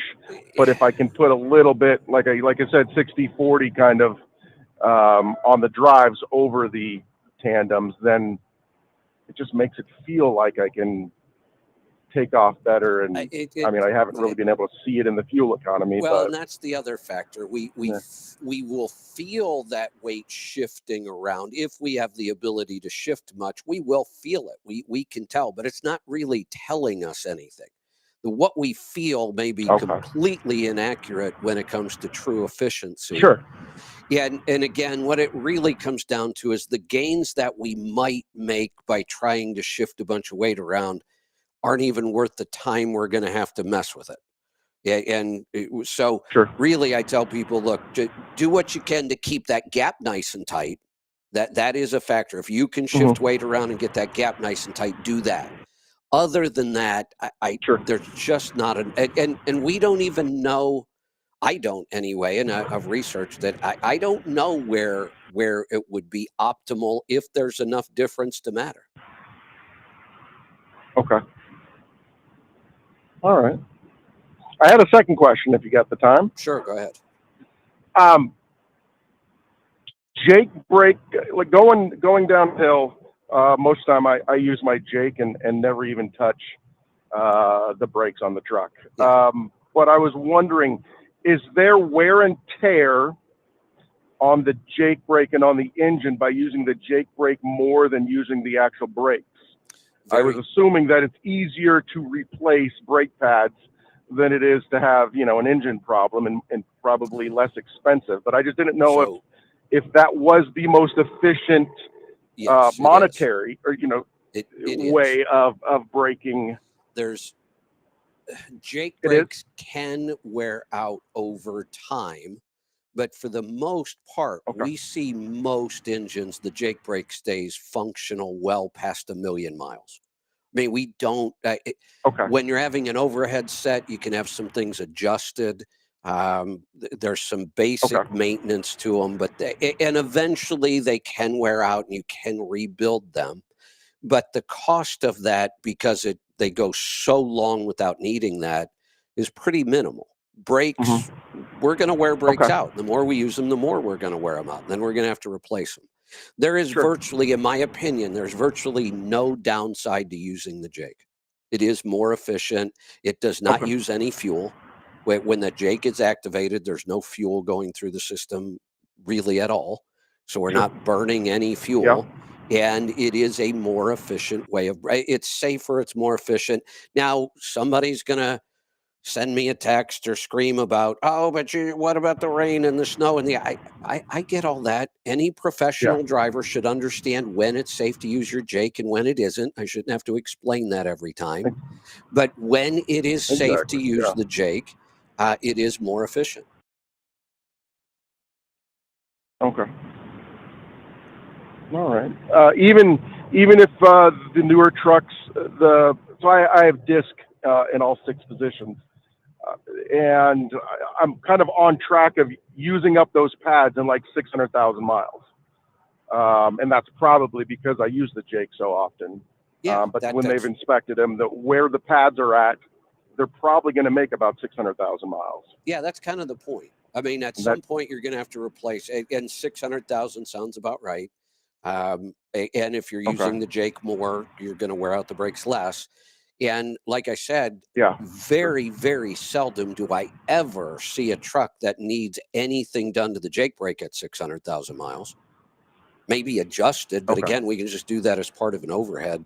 So we just don't see a lot of failures or maintenance or cost because you use the Jake more. Okay. So in the setting of the overhead, I have that done every year. Is that something that they look at the Jake every time they have that open, or is that just something I have to request? And they should be, but again, there's not much to do to them. It's a really good system. It's been around for a long, long time.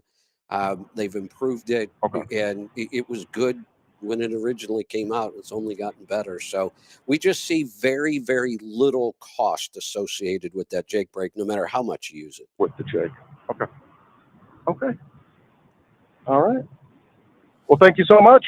All right. Thanks for the call. Let's go to Arkansas. James, welcome to the program. Good morning, Kevin. How are you? Good. What's on your mind today? Oh, man, I just, you're talking about this Cardio Miracle, adding, the taste of it. Yeah. And everything. I add some ActiMag to it.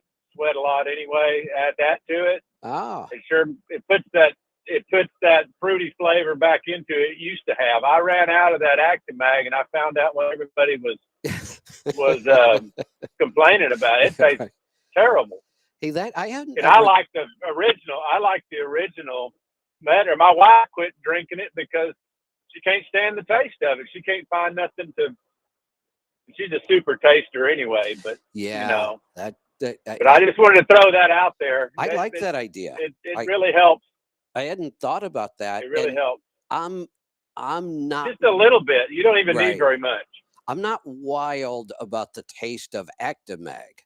I kind of choke it down when I need to because, it is a more powerful when I'm sweating a lot. I've talked about that. I'll switch to ActiMag or I'll add it. I'll keep doing the light balance, but I'll add ActiMag when I'm sweating a lot. And I usually just kind of mix that up with water and choke it down. I never thought about putting some in the Cardio Miracle. I'm going to try that.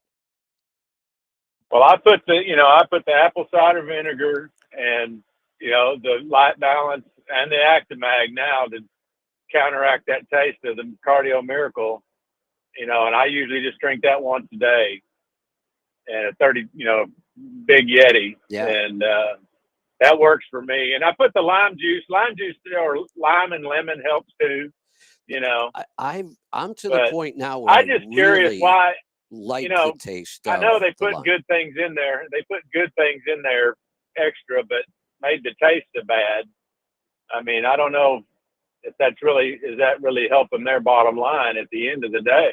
You know what I mean? Well, hopefully, and selling that stuff. And I'll say this because I know the company and the owner really well. Their concern isn't just the bottom line, and they didn't do this to lower cost. A lot of times companies will change formulas. They'll find a substitute product that's cheaper. And that's a big deal with something like Cardio Miracle. When you look at everything that's in there, think of the supply chain that has to come together just to make that stuff. Sure. They sure. decided that the NAC, the glutathione, and the adaptogens were a really important addition to this, and I agree with them. And they found out pretty quickly that the taste was very, very difficult to overcome.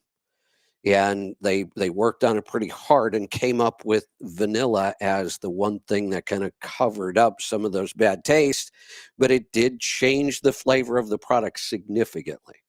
And some people Yes, loved sir. it, some people hated it. I was somewhere in the middle. I could have handled it either way. Once I found the lime, I love the fact that I'm getting an entire juice of a lime every day, because there's nothing wrong with that. And I really like the taste of it with the lime. But I'm going to try the Actimag. I like that idea. Yeah, you don't need very much of it. It just puts that. Yeah. I forget what Actimag's sweetened with, but it's got that red fruity, little fruity taste in it. That's what helps me a lot. Got it. Because I ran out of Actimag and I found out what everybody was griping about. And luckily today my package is coming in, so Well, there you go. I got some more Good. at the house. Good. Well, I like that. Anyway, thank you. That's all I had, sir. Have All a right. great day. Take care. You too. Let's go to Arizona this time. Johnny, welcome to the program.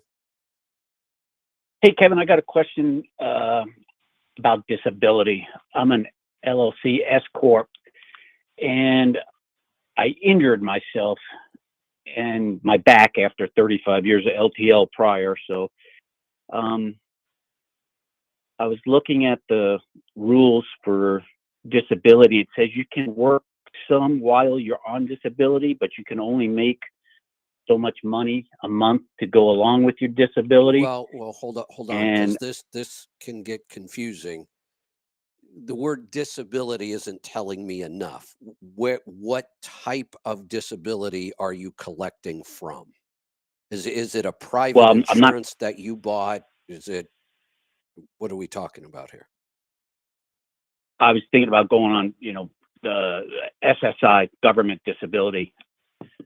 Okay, got it. And would you not be so working? I injured my. What's that? Would you then not be working at all, or is there something you're going to continue doing to earn money? Well, that's what I was trying to figure out. I had a surgery on my back a week ago, and it seems to have helped, but I don't think I'm going to be able to return to driving. And my job, I have to roll out a lot of fire hose. And that's where the problem is carrying the hose and stuff like that. I don't want to injure my back any more than it already is. I have like several discs that are swollen up. So he went in, pushed the one disc back in place and got it off the nerve, but I still have a lot of pain in the leg. So I just don't know if I'm going to be able to return to driving. And I don't know if the company would be able to support me just sitting on my butt, working the desk job. Yeah. So I was kind of looking at this. I can give you some basic thresholds. So disability from Social Security, and that's why I needed to know specifically where it was coming from, can be taxed. And are you married or single? Single. Okay, so, and that makes it easier because we're obviously not dealing with anybody else's income. Don't hold me exactly to these numbers, and the reason is taxes are never simple. There might be something else in your tax return that I'm not aware of that could change this.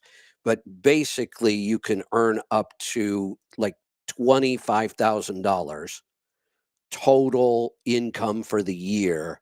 But if you go beyond that, then portions of the disability could be taxable, and there are sliding scales. So it's not a really straightforward question to answer. There's a lot of variables as to how much of it's going to be taxed, at what rate, all kinds of things that could change this. But that's the basic rule, is that after 25,000 of total income, those benefits could be taxed. Okay, so my question was, I'm the sole owner of my LLC S corp, and at the end of the year, I have quite a bit of money in my account to carry us through the slope, hold which on. is January. I know where we're going on this question. All of your wages and profit, whether you leave it in the bank or take it out of the corporation, you are taxed on it every year. And that would count towards this being taxed because it's total income. So your wages are going to count against total income, and your draws or your profit from the corporation also count towards that. And there's no real way around this. Okay, so what I was wondering is, should I basically sell the company to my son and then just take a small salary to help me through on top of the disability, so that I ain't getting hit with the big tax at the end of the year with the money left in the account? Somebody's going to pay this tax. That's what I'm saying. There's no way around this. Right. If you sell the company, then your son pays the tax on any profit, and you no longer have the profit. What's the point? Right. Here's the way here's the way I've always looked at taxes. People, and sometimes people get really confused about this because our tax system is too complicated. So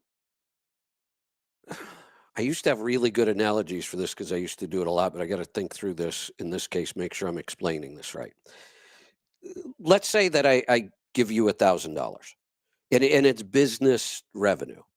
So we're going to pay roughly 30% tax on that $1,000. By the time we pay Social Security, Medicare, and income tax, we're going to pay roughly 30%. So I gave you $1,000. Your choices are you could go spend the $1,000, and people do this all the time. And they say, oh, but if I spend it, I don't have to pay tax on it. Well, the money's also gone.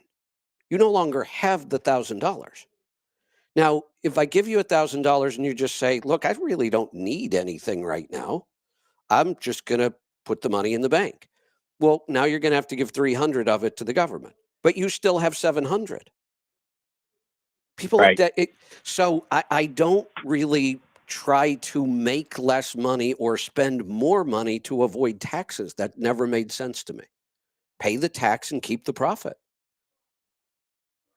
Okay, so I wouldn't get kicked off the disability if I made too much money. I just have to pay tax on the extra money I make. Now you are moving into an area that I don't understand as well. I understand the tax implications of all this stuff. This is when you start talking about what can I make on Social Security, and that's compliance kind of stuff. And I don't deal much with that. Now, if you wanted, you can probably figure this out on your own. If you wanted to, and you were in the coaching program, this is something I would go do the research for you on. But this is an area that I don't know until I need to know it, and then I go look it up. Okay. How would I go about asking or getting my accountant to figure this out? Ask him. What would I to look into? Now you asked me two things. I explained the tax implications, and your tax preparer has access to your tax records. So he or she should be able to look at that and give you a better answer than I just did, because they could look at some of those limits and other things that might be going on. But your second question about could your benefits be reduced or eliminated, I have no idea. But that would be the question you would ask them if you want them to go do the research is there a point where my benefits will be reduced or eliminated because of the money I'm earning? I have no idea, but that is the question you need to figure out. That's the big one. Yes. Yeah. Unfortunately, that's the one I don't know off the top of my head. Okay. I appreciate it, Kevin. Have a great day. You're welcome. Thanks for the call. Let's go to Atlanta. Philip, welcome to the program. Hi, Kevin. I think this is a dumb question, but I've heard you mention it before, so I thought I would just call you. I got a little checklist here of 3 or 4 questions. Sure. Go ahead. Why do I have half an eyebrow? Because you may. This isn't 100%, but it's pretty accurate most of the time. Um, Something about your thyroid is not functioning optimally. This is a thyroid Thyroid. Oh issue. boy. I know it's really weird. Why do we lose the outer third usually of our eyebrows? It's a thyroid function. So I've noticed it's getting better lately, and Oh, I'm that's a good eating more sign. healthy. Do you Yep. think those two are related? Absolutely. Absolutely. That is Okay. what causes people's thyroid to get all out of whack is 100% diet. And well, maybe I'll say 95% diet, 5% stress. Stress is hard on our thyroid too. But for the most part, it's diet. And if you improve your diet, many times all the thyroid issues just disappear. Okay, good. I feel really, really silly about it. You know, it's kind of a dumb question, but it Oh looks no, weird with half an eyebrow, and I, I've noticed a lot of people have it. I see it all the time. Once I learned that it's you can't unsee it. Every time I see somebody now, I look at them and go, "Oh, they got a thyroid issue," and it's pretty accurate. Yep. Not 100%, but Okay, it's pretty good. darn close. Good, good, good. All right. My second question is I have access to some grass fed, grass finished ground beef. It's the greatest, but there's so much fat in it. I swear I think it's 50-50. But Awesome. there's so much fat in it, I have to drain it Okay. to eat it. You know, my stomach just can't handle it. So I drain a lot of it. So I've got a bunch of fat. I strain it through like one of those tea strainers and I get all the Sure. little giblets out. But I'm left with a little jar of fat. Is there anything I can do with that Absolutely. you would recommend? Absolutely. Cook your eggs in it. Cook, any other cut of meat like a steak that might be leaner. Cook it in that beef fat. Beef tallow, we call beef fat tallow. Absolutely. If there are some other cool things you can do with tallow. I don't expect a lot of people to get into this, but you can make all kinds of you can make things like deodorant, face creams, all kinds of stuff with tallow. And that gets a little, in depth, but I, cook with it is one of the best things you could do. You think it's better than the butter that I get from that same farm? It's, raw milk butter, great butter. Not better, just different. Both of them are really good Just for you, but different. they're different. Yeah, there's a whole that beef tallow has a very, very different fatty acid profile from the butter. Both are good, they're just different. You see any issues with me using it to cook my grandson's food? He's super healthy. He's almost 2 years old. He's never had a cookie, never had a cupcake. He never had anything with sugar. He just eats healthy. So Yeah, there's that's fine to cook with that, right? no, there's a huge issue here. Uh-oh. He's going to be about 90% healthier than all the other kids around him.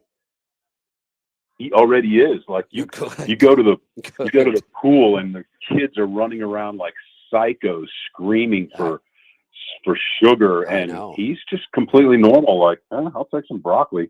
Yeah, absolutely cook his food in that. No doubt. Okay, good.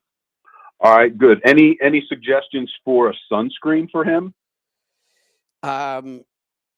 I am against almost all sunscreens. Here's what I recommend. And there are some more natural sunscreens that can work. I prefer not to use anything at all. I think the more sunlight we are exposed to, the healthier we're going to be. Just teach them, and I know it's hard when they're young, but teach them if the sun starts to feel uncomfortable on your skin, that's our warning sign that maybe for right now we're getting a little too much. And what you realize is the more time you spend out in the sun, the more time you can spend out in the sun. Your body starts to build its own defense. It's called a tan. And I don't tan much, but I tan enough that I can stay out in the sun all day now and not burn. I went through 60 years of never being able to do that. I am very pale. I burn easily. Not anymore. I can spend all day outside, bald head, no hat on, no shirt, pair of shorts, and I don't burn anymore. Now, occasionally, and more so in the beginning, after a couple hours, I started to notice my skin's tingling a little bit. It's getting a little red. At that point, I cover up with lightweight clothes. I prefer that to smearing anything all over my skin. Now, we mentioned the tallow. You could actually make a sunscreen with tallow as the base. But I prefer not to smear a bunch of stuff all over my skin. So I just have a lot of really lightweight, like long sleeve, long pants that I can throw on and it's still comfortable, and put a hat on. So I just think you should spend as much time out in the sun as you can without burning. And if you need to spend more than that, I just prefer to cover up with clothing rather than chemicals or sunscreen of any kind, really. Okay, that sounds good. He's got like bathing suits that are long sleeve, and Yeah, they're comfortable for him, but they block the sun and they're great. Yeah, so push him just to expose as much skin as possible, as often as possible, without burning. And if you start to burn, that's when you cover up. Or the other option, if you can, is you get out of the sun. Just take a break, get out of the sun for a while. But there are times when we want to be at the beach, or I want to be out in the garden, and at that point, I just cover up. Yep. I have a son who eats real healthy as well, and he heard that if you don't eat seed oils, you don't burn. That is and I think he's right. Issue. No, he is. It's absolutely proven now. Here's the interesting thing. Seed oils, I might get this number wrong, but I think I'm going to be pretty close. Seed oils have a half-life in the body, and half-life tells us how fast something breaks down or goes away. The seed oils have a half-life in our body of like over 600 days. So it took us a while to realize why people started realizing they weren't burning the way they used to, but it didn't happen in the first couple of years, several years for me. And I don't know when it happened because I would never test that. I mean, after 60 years of knowing if you're out in the sun too long, you burn, and you burn bad, you develop a lot of habits, and I never even thought to test it. And one day I was just reading about it online, and I thought, no, that can't be right. I mean, the first time I thought, no, that's just not true. I know I'm going to burn. And I started testing it, and sure enough, I didn't burn. And I just don't. Yeah. It's incredible. I mean, I still say, of all the benefits that I got, and I've gotten a lot, all my joint pain going away, energy levels, weight, all those things. This is the one that kind of fascinates me the most. Yeah, I think you're right. And the grandson never has seed oils either, so I don't really worry about him burning too much, especially when he's got on the full bathing suit. But my daughter and myself and my wife, I worry. I will say this, that if you don't burn, if you don't see the redness and feel the redness, that to me is when you might be doing some damage. If we avoid that, I don't think there is anything as too much sun exposure. Yeah. Yeah, a lot of people live out in the sun all day long and do just fine. So there's got to be a way to make it work. It turns out that if you really dig into the statistics, the more time people spend in the sun, the less incidence of skin cancer there is. It's the opposite of what they've told us, like almost everything. It's hard to believe they told us the sun causes cancer. And we believed them. I believed them. I certainly did for a long, long time. And we believed them when they told us fat made you fat and gave you heart attacks. We believed them. They were completely wrong. It's exactly the opposite. They told us salt causes high blood pressure. We believed them. Exactly wrong. They told us that fluoride prevents cavities. Completely wrong. It's a neurotoxin. I mean, it is crazy how many things we got so wrong. Not just a little wrong, but completely wrong. Yeah, and what's scary about that is now that we figured it out, they still pretend like it's not happening. That's exactly right. They're doing it for money. That's when you know that it wasn't a colossal mistake. Because if it were a mistake, we'd be correcting it right now, because we have all the data now we need to know. And nobody's trying very hard to correct any of this stuff. I know, it's so sad. You get silenced if you try to. You know.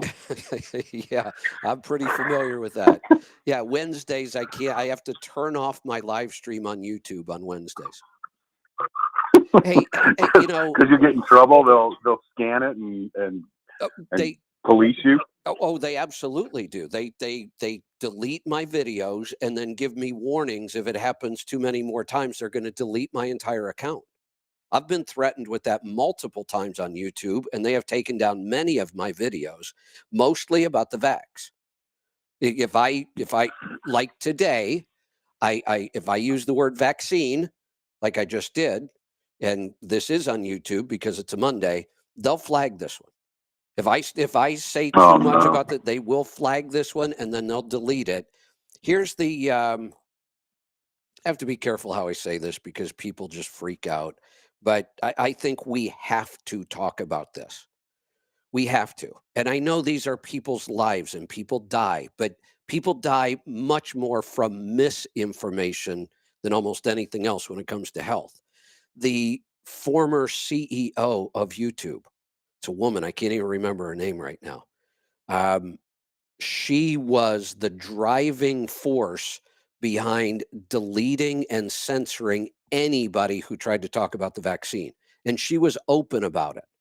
She promoted it heavily and heavily censored and deleted people. And doctors, people with incredible credentials, had their entire accounts deleted over this.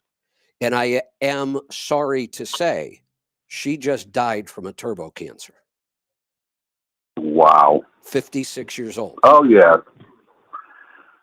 That's not surprising. That's unfortunate. I definitely don't want to be a part of anything that you get deleted, but I will tell you one thing.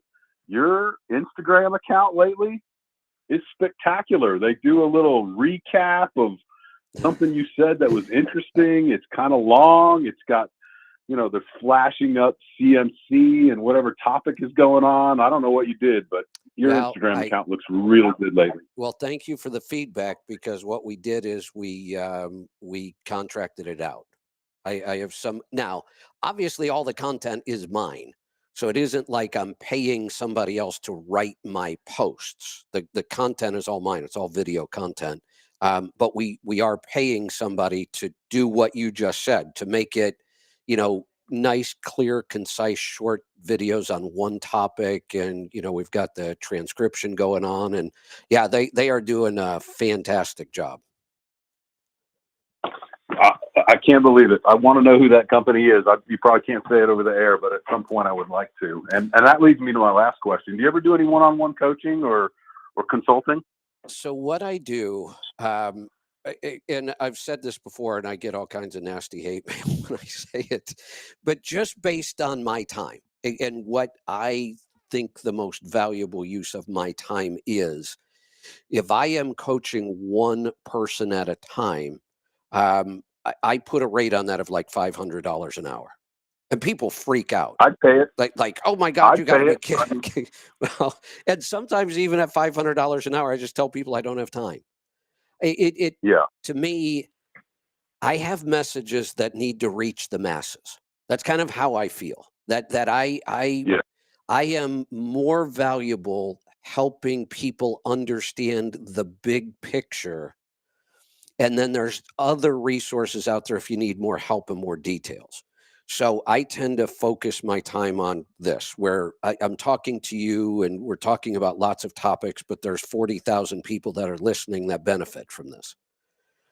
So what I have added in the last year, and I'm absolutely loving it. It is probably the best part of my week.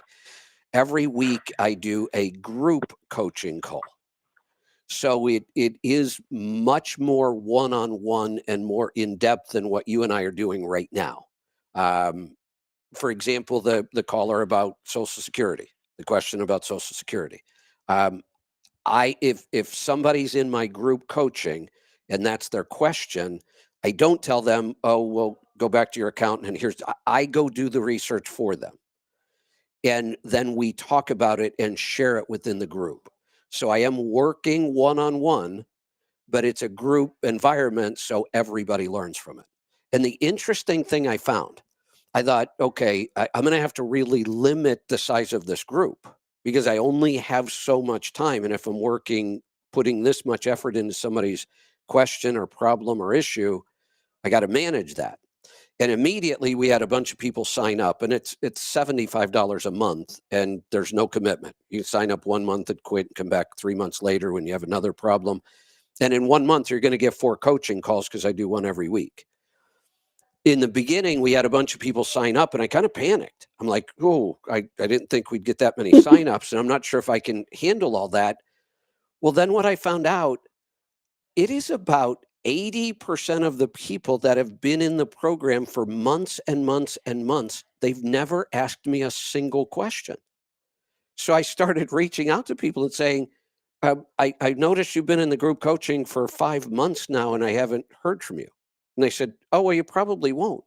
And I said, well, wait a minute. Why are you in the group coaching? They said, we just love listening to you help other people, and we learned so much from that, and that's enough. So it turns out I can have a lot more people in this program than I ever thought I could, because only about 20% of them are really making me work very hard. And I'm absolutely loving it. I didn't think I was going to enjoy this as much as I am, but I really look forward to the Thursday coaching calls. And we kind of alternate. 1 week it's focused primarily on business, finance, money, that kind of stuff. And then the next week it's health. But again, we end up having enough time every week that if I get through all the business questions on the business week, then I'll take some health questions. And on the health week, we get through all the health questions. So it turns out that every week we kind of talk about everything. Yeah, that's perfect. Although some of the stuff I want to talk to you about, I'm not sure I want to share with. Is it a bunch of other people in the group? How many people are in a group? Like 20 or 30? Oh, it could be 50 or 60 some weeks. Yeah, it just depends on, because people can come and go. So, I might have 10 new people sign up this week before Thursday, and they'll be in there. And then, so some weeks there's maybe 10 people on the call itself. Really just depends. And I do tell people, I get it. I get it. If there are some things you just don't want to share, then this isn't the program for you. Because my whole point about this is, if I'm going to put in this kind of work and effort, I want to make sure as many people benefit as possible. Yeah.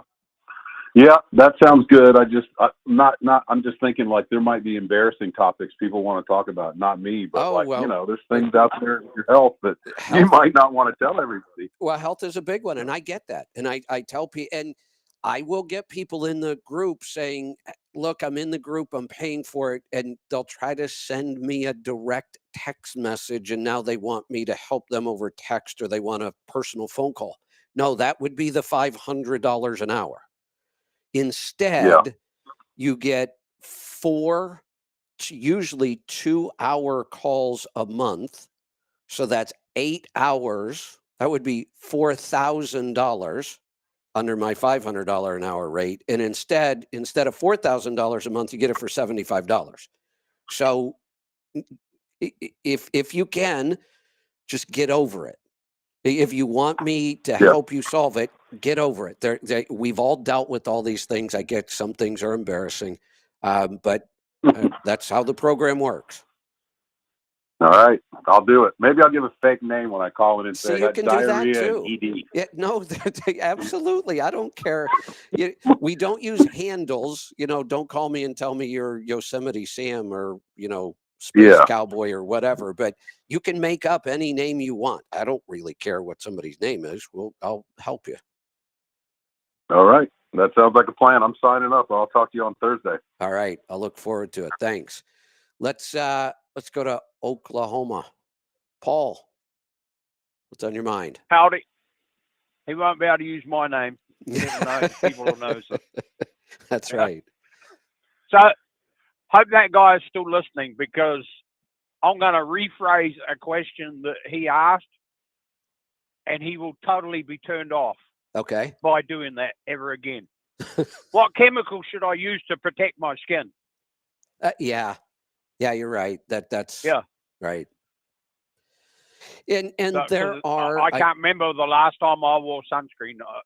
Oh yeah, 30 plus years ago, probably. yeah, I wish I would have stopped a lot sooner, but I did stop even before I started eating healthy. I gave up on the sunscreen and started using clothing instead because I had to cover up back then. I would burn out on the boat all Yep. day, or wing foiling or whatever. But So you're as white as a mayonnaise sandwich on white Wonder Bread.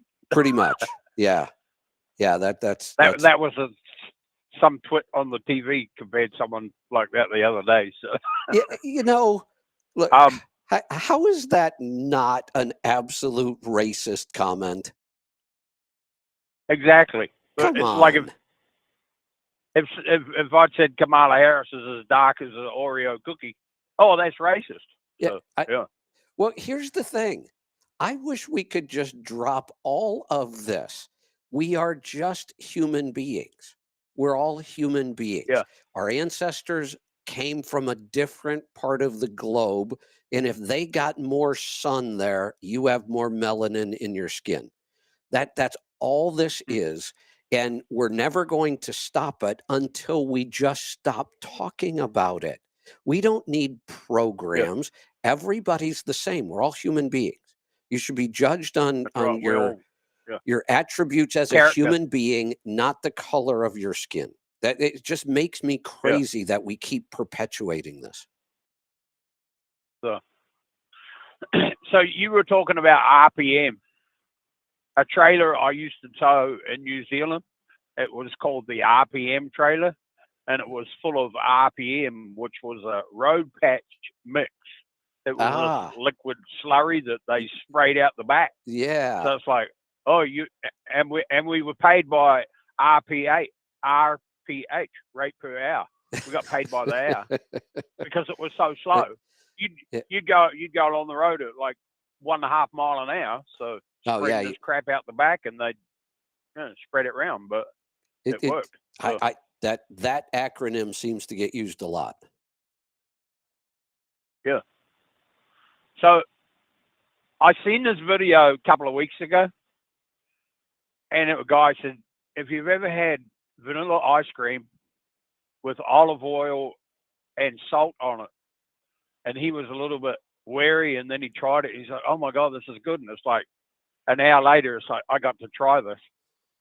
So I tried ice cream with olive oil and rock salt on it. And it's like, it's tasty. So have you ever tried it? I actually have imagine this. I have a story about this. Yep. Of course I do. So there is an ice cream place in Portland. And I don't go to Portland anymore, but we used to a lot before they destroyed that city. The good old days. Yeah. There was a guy, he was like 21 years old. He had no culinary background at all, no culinary training, and for some reason decided to start making ice cream. And he started with a little push cart on the streets. He now has multiple stores around Portland. I believe he has some stores in Southern California. He ships all over the country. He came up with the craziest flavors of ice cream you can imagine.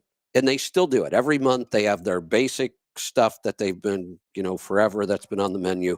Every month they have a new menu, and it's just wild. I mean, prosciutto and melon ice cream.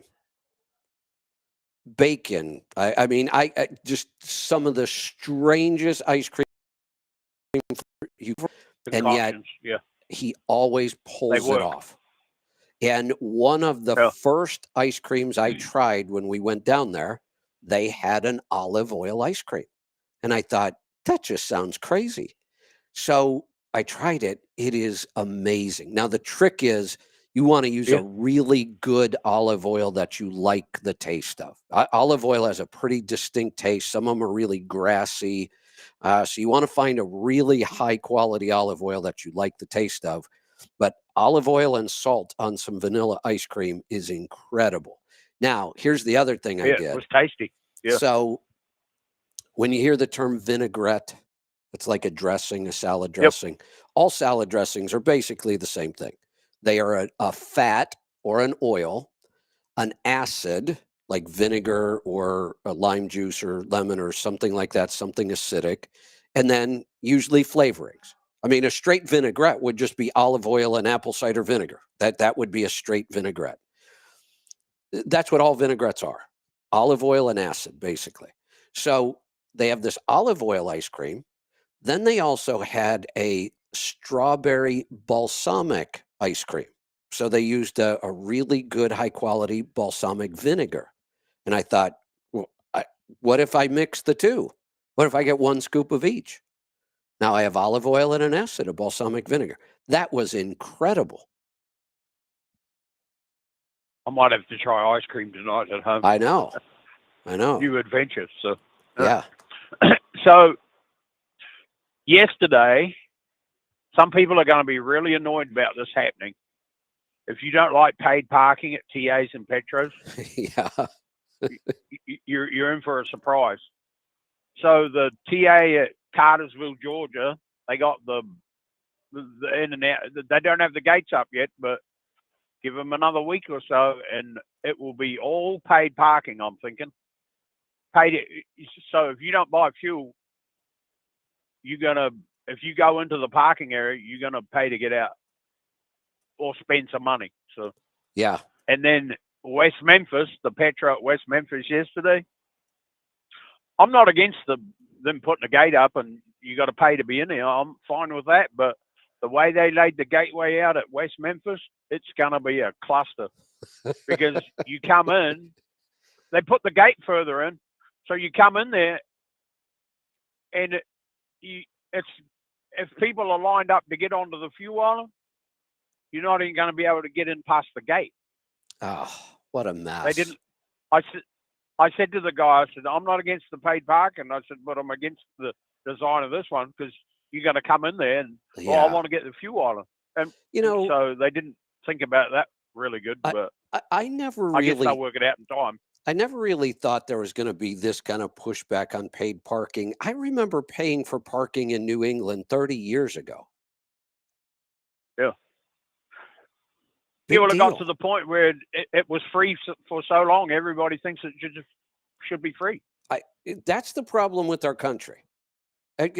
Everybody wants something for free. Nothing is free. That's the first thing we have to realize. Nothing is free. Somebody has to pay for it somewhere. I would much rather property taxes must be outrageous in New England. Yeah. Well, property itself, it's a supply and demand issue. There isn't any property left. So yes, it's extremely valuable. So 30 years ago, we were paying for parking in parts of New England. But here's the thing.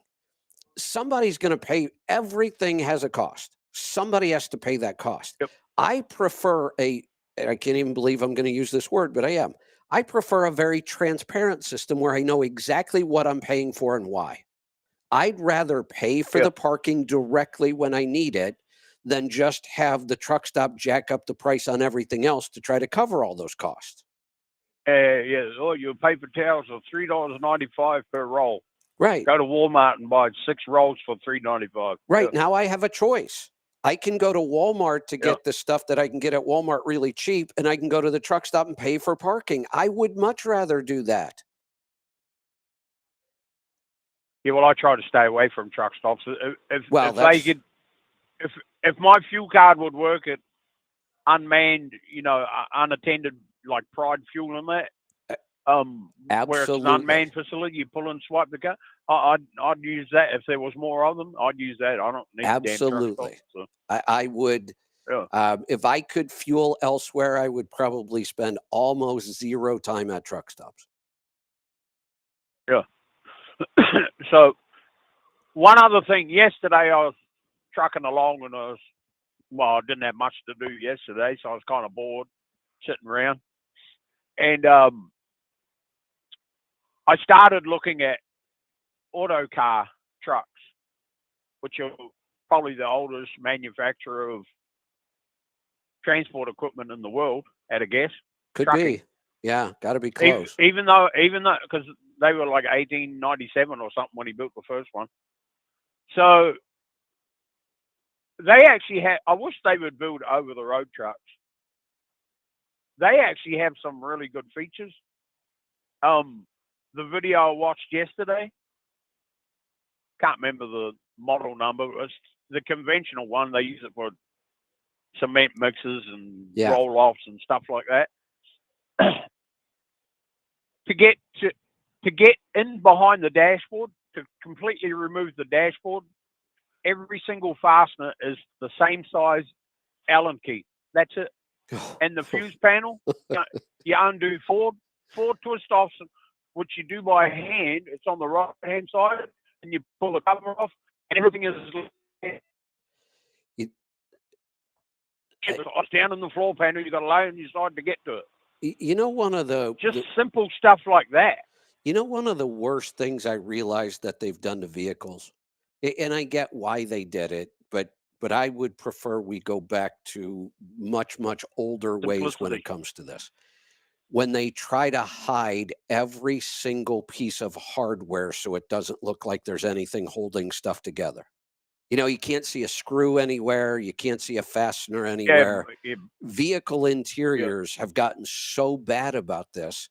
And they all use these weird kind of special tool to do anything. Yeah, not only do you need a special tool, you end up breaking these weird clips. Everybody uses a different kind of clip, so you got to figure out how theirs work. And I would prefer to just go back and let me see all the screw heads. I don't care. Yeah. I was quite impressed with the couple of videos of. It was I can't remember her first name. That Lockridge lady, Evan Lockridge's wife. Deborah. She did one of them. Yeah. Deborah. Yeah, that's it. Yeah. So, she did one of them. It was pretty good, actually. So good. Yeah. So good. All right. That's about all I got. All right. That's all I need. Thanks for the call. Let's go to South Carolina, and I'll let you know this is the last call on the board. So if you want to get in, I would dial now. Otherwise, I'll wrap this up today. Terrence, morning. What's up, Kev? How's it going? Good. What's on your mind today? So, well, I got a quick question about the deodorant. So I've been off for 5 days because of this bullshit storm, just a bunch of rain. So I didn't work Wednesday, Thursday, Friday last week. So I had a lot of time to do experiments and stuff. Yeah. But anyway, so I was looking at the deodorant, and it has said cannabis sativa hemp oil in it. Yes. I don't know if that's think that's going to be a problem? No, it's not. We verified. I mean, I've been very, very careful about this issue. We sell a product in the store that is a full spectrum CBD. So CBD can be processed many different ways. We can pull parts of CBD out of the whole, but if we do what's called full spectrum CBD, there is a possibility that there's small amounts of THC in there. The odds of that ever triggering a test are really, really slim. But I have told drivers, and I tell them all the time, no, we are going to tell you as a driver, don't use this CBD, because there is a risk, and I do not want to be the one that somehow, sold you a product that made you fail a test. I doubt that it would ever happen, but we talked to the manufacturers, we did the research, and there is a chance there's THC in that product. And I tell people, if you're a driver, just don't use it. This one, there's no chance of that at all. That you're first off. Okay, I kind of figured that, but I'm reading. I'm going, shit, I didn't see this. I'm like, yeah, I do. I guess I needed to hear it. You know what I mean? Not that it's just I don't know. I'm weird like that. Yeah, in this case, THC. There has a couple things have to happen for the THC to even activate in your body and become THC. One, it has to be exposed to heat. I keep meaning to go check on this, but I've seen videos where people post where some animal gets into cannabis plants and then they're acting high. I'm not sure that that's accurate. Humans can't eat cannabis and get high from it. It's impossible. You could scarf down a pound of cannabis. If you ate it in its raw form, there would be zero effects from the THC. THC has to have heat applied to it, a certain amount of heat for a certain length of time in order to activate the THC. That's why we smoke it, we vape it, we cook it into food. It has to be cooked into that food. It can't just be added raw. You have to extract the THC out into fat. That's why brownies were one of the first things, because you can extract the THC in butter, then you use the butter to make the brownies. But if you just took and crumbled up a bunch of THC and threw it into your brownie mix or cannabis, you would have no effect from the THC at all. All right. So here's the other thing. So again, not working for 3 days. I did absolutely a whole lot of nothing. I couldn't do anything around the house really outside because of all the rain. Right. So I stopped taking my Cardio Miracle. And after 2 days, again, it's a habit. I get up in the morning. Yep. I make my coffee. I make my Cardio Miracle. Put it in the thing. I put my lunch together, and I leave. Yep. So I'm watching my HRV. I'm down to 55 now. Where last week I was 60. I mean, it just dropped off. Yeah. And of course, I put my and I wasn't even doing my coffee in the morning. I put my light balance and all that. I'm getting achy, and it's amazing to see it. And what's cool, like I said, because of the watch, you can look back and you can pinpoint exactly. I can tell the days I didn't if I missed my Cardio Miracle or whatever on the weekend or something. But it's just amazing that you can with the Garmin watch to be able to. The one that I was complaining about a couple of months ago when they changed it. I know. Yeah, I experienced kind of the same thing when I was on vacation. It messed up my schedule because I kind of could do whatever I wanted whenever I wanted, and I had no routine for the day. And I kept going over to work at the homestead, and I would just forget to mix my Cardio Miracle for that day, and I started to feel it. Oh yeah. All right, I'll let someone else get in. Like I said, I wasn't worried about that. I'm reading. I'm like, holy. Yeah, no. In the deodorant, I just wanted to it's fine. But we do tell people, if you're a driver, do not use our CBD products. Okay, got it. All right. Thanks, Kev. Take care. Thanks for the call. All right, that was my final call, so I'm going to wrap this up for today. I will be doing a space on X at noon Pacific time today, just a little under 2 hours from right now. That will be broadcast live on the app. And thank you. Lisa just reminded me of something I was supposed to cover today, and I'm glad she did. I'm excited about this. So we were just talking about Cardio Miracle. Cardio Miracle is a major sponsor of the Tucker Carlson live tour in Salt Lake City specifically. So the Tucker's doing a live tour around the country. Every city, he has a different guest with him. And when he's in Salt Lake City, Cardio Miracle is a big sponsor of that. So Glenn Beck is his guest. I have been fortunate enough to get a VIP invite. So I will be there at the live event in Salt Lake City. I believe I'm actually going to get a chance to maybe meet Tucker. I'm also going to be filming for a documentary that Cardio Miracle is a part of. So I've got a lot going on there. I'm pretty excited about it. But we were also able to snag 4 tickets to this event, and we are going to raffle them off. There will be 2 winners because we want to make sure we give people 2 tickets each. Each winner will get 2 tickets, so you can take somebody. So there will be 2 winners for this raffle. Here's how it works. All you have to do is buy any Cardio Miracle. There aren't any limits or buy any Cardio Miracle product we have in the store, and you don't have to do anything else. Once you buy the product, you are entered into the drawing. And then we will just have a random drawing. This starts today.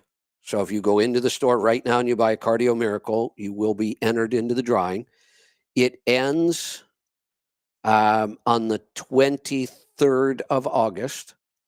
So got about 11 days. I think that's right. Yep. And that is because we want to make sure that the winners have plenty of time to plan for the event and make it there. So it's Salt Lake City. If you go to our website, letstruck.com, you will see at the very top, I'm going to go make sure it's there and explain it to you. If you go to the very top there, you will see, you can click on the details for that as well. So head on over to the website, letstruck.com. There it is right there. Raffle details. Click on it. You'll see all the details, all the rules, all your dates. There's obviously other rules. I'm not going to go through them all. Oh, no, I will go through this one because I think if people get upset when this kind of stuff happens, but we have to do this. Remember, we're giving you something here. If you are the winner when we draw, and we will announce this everywhere, we will do everything we can to get a hold of somebody, but we can only give you 24 hours to claim the prize. And then we got to re-raffle because people need time to get prepared for this event. So we'll make sure we do everything we can to reach out to you if you are the winner. So head on over to the website, letstruck.com, get some Cardio Miracle, and maybe I will see you in Salt Lake City. All right. Maybe I'll see you today on the Space on X as well. Coming up in about an hour and 45 minutes now. It's the Fight Club. If anybody would like to debate me. Now, look, we do this for fun. I'm not going to scream at you and call you names or get upset. I am doing this purely for fun and to help people try to learn how, myself included. I know I get too crazy about some of these topics. That's why I set up these rules to keep me under control. So I'm looking for a challenger today. We'll do business first. I haven't even decided on the topic yet. Maybe I should. All right, I'm going to pick the topic right now. Here's the topic for the business debate today, if anybody wants to debate me on this. Should it be legal for owner-operators to lease to a carrier? AB 5 has made that illegal in California. The PRO Act is trying to make that illegal nationwide. I'm taking the position that absolutely, if you own a truck, you should be able to lease it to a carrier, just like the system has been forever. Works just fine. If anybody would like to debate me on that, and I will even throw lease purchase programs in there. Much as I hate them, I don't want to see them outlawed. I don't think they should be. So that's my take. If anybody wants to debate me, the winner of that debate will go on to a health topic, or you don't have to. If the winner of the first debate isn't me and you don't want to go on to a health topic, then I'll do a health challenge as well. What's my health topic going to be? I don't know. I'll think about it and I'll announce it. So I'm getting ready to write some posts on this with the links. If you follow me on X, you should see it. If not, come over to X and look me up and follow me and hit that button up there for notifications. And then you'll know when I'm doing this. This also will go out live on our app today. So you don't have to be on X. You can be driving down the road and you'll still be able to listen to it. You just won't be able to participate. All right, we will see you in a little bit, and we'll see you back here tomorrow for the Power Hour. Be safe, be profitable, be fit and healthy. Always do the hard work and master the journey.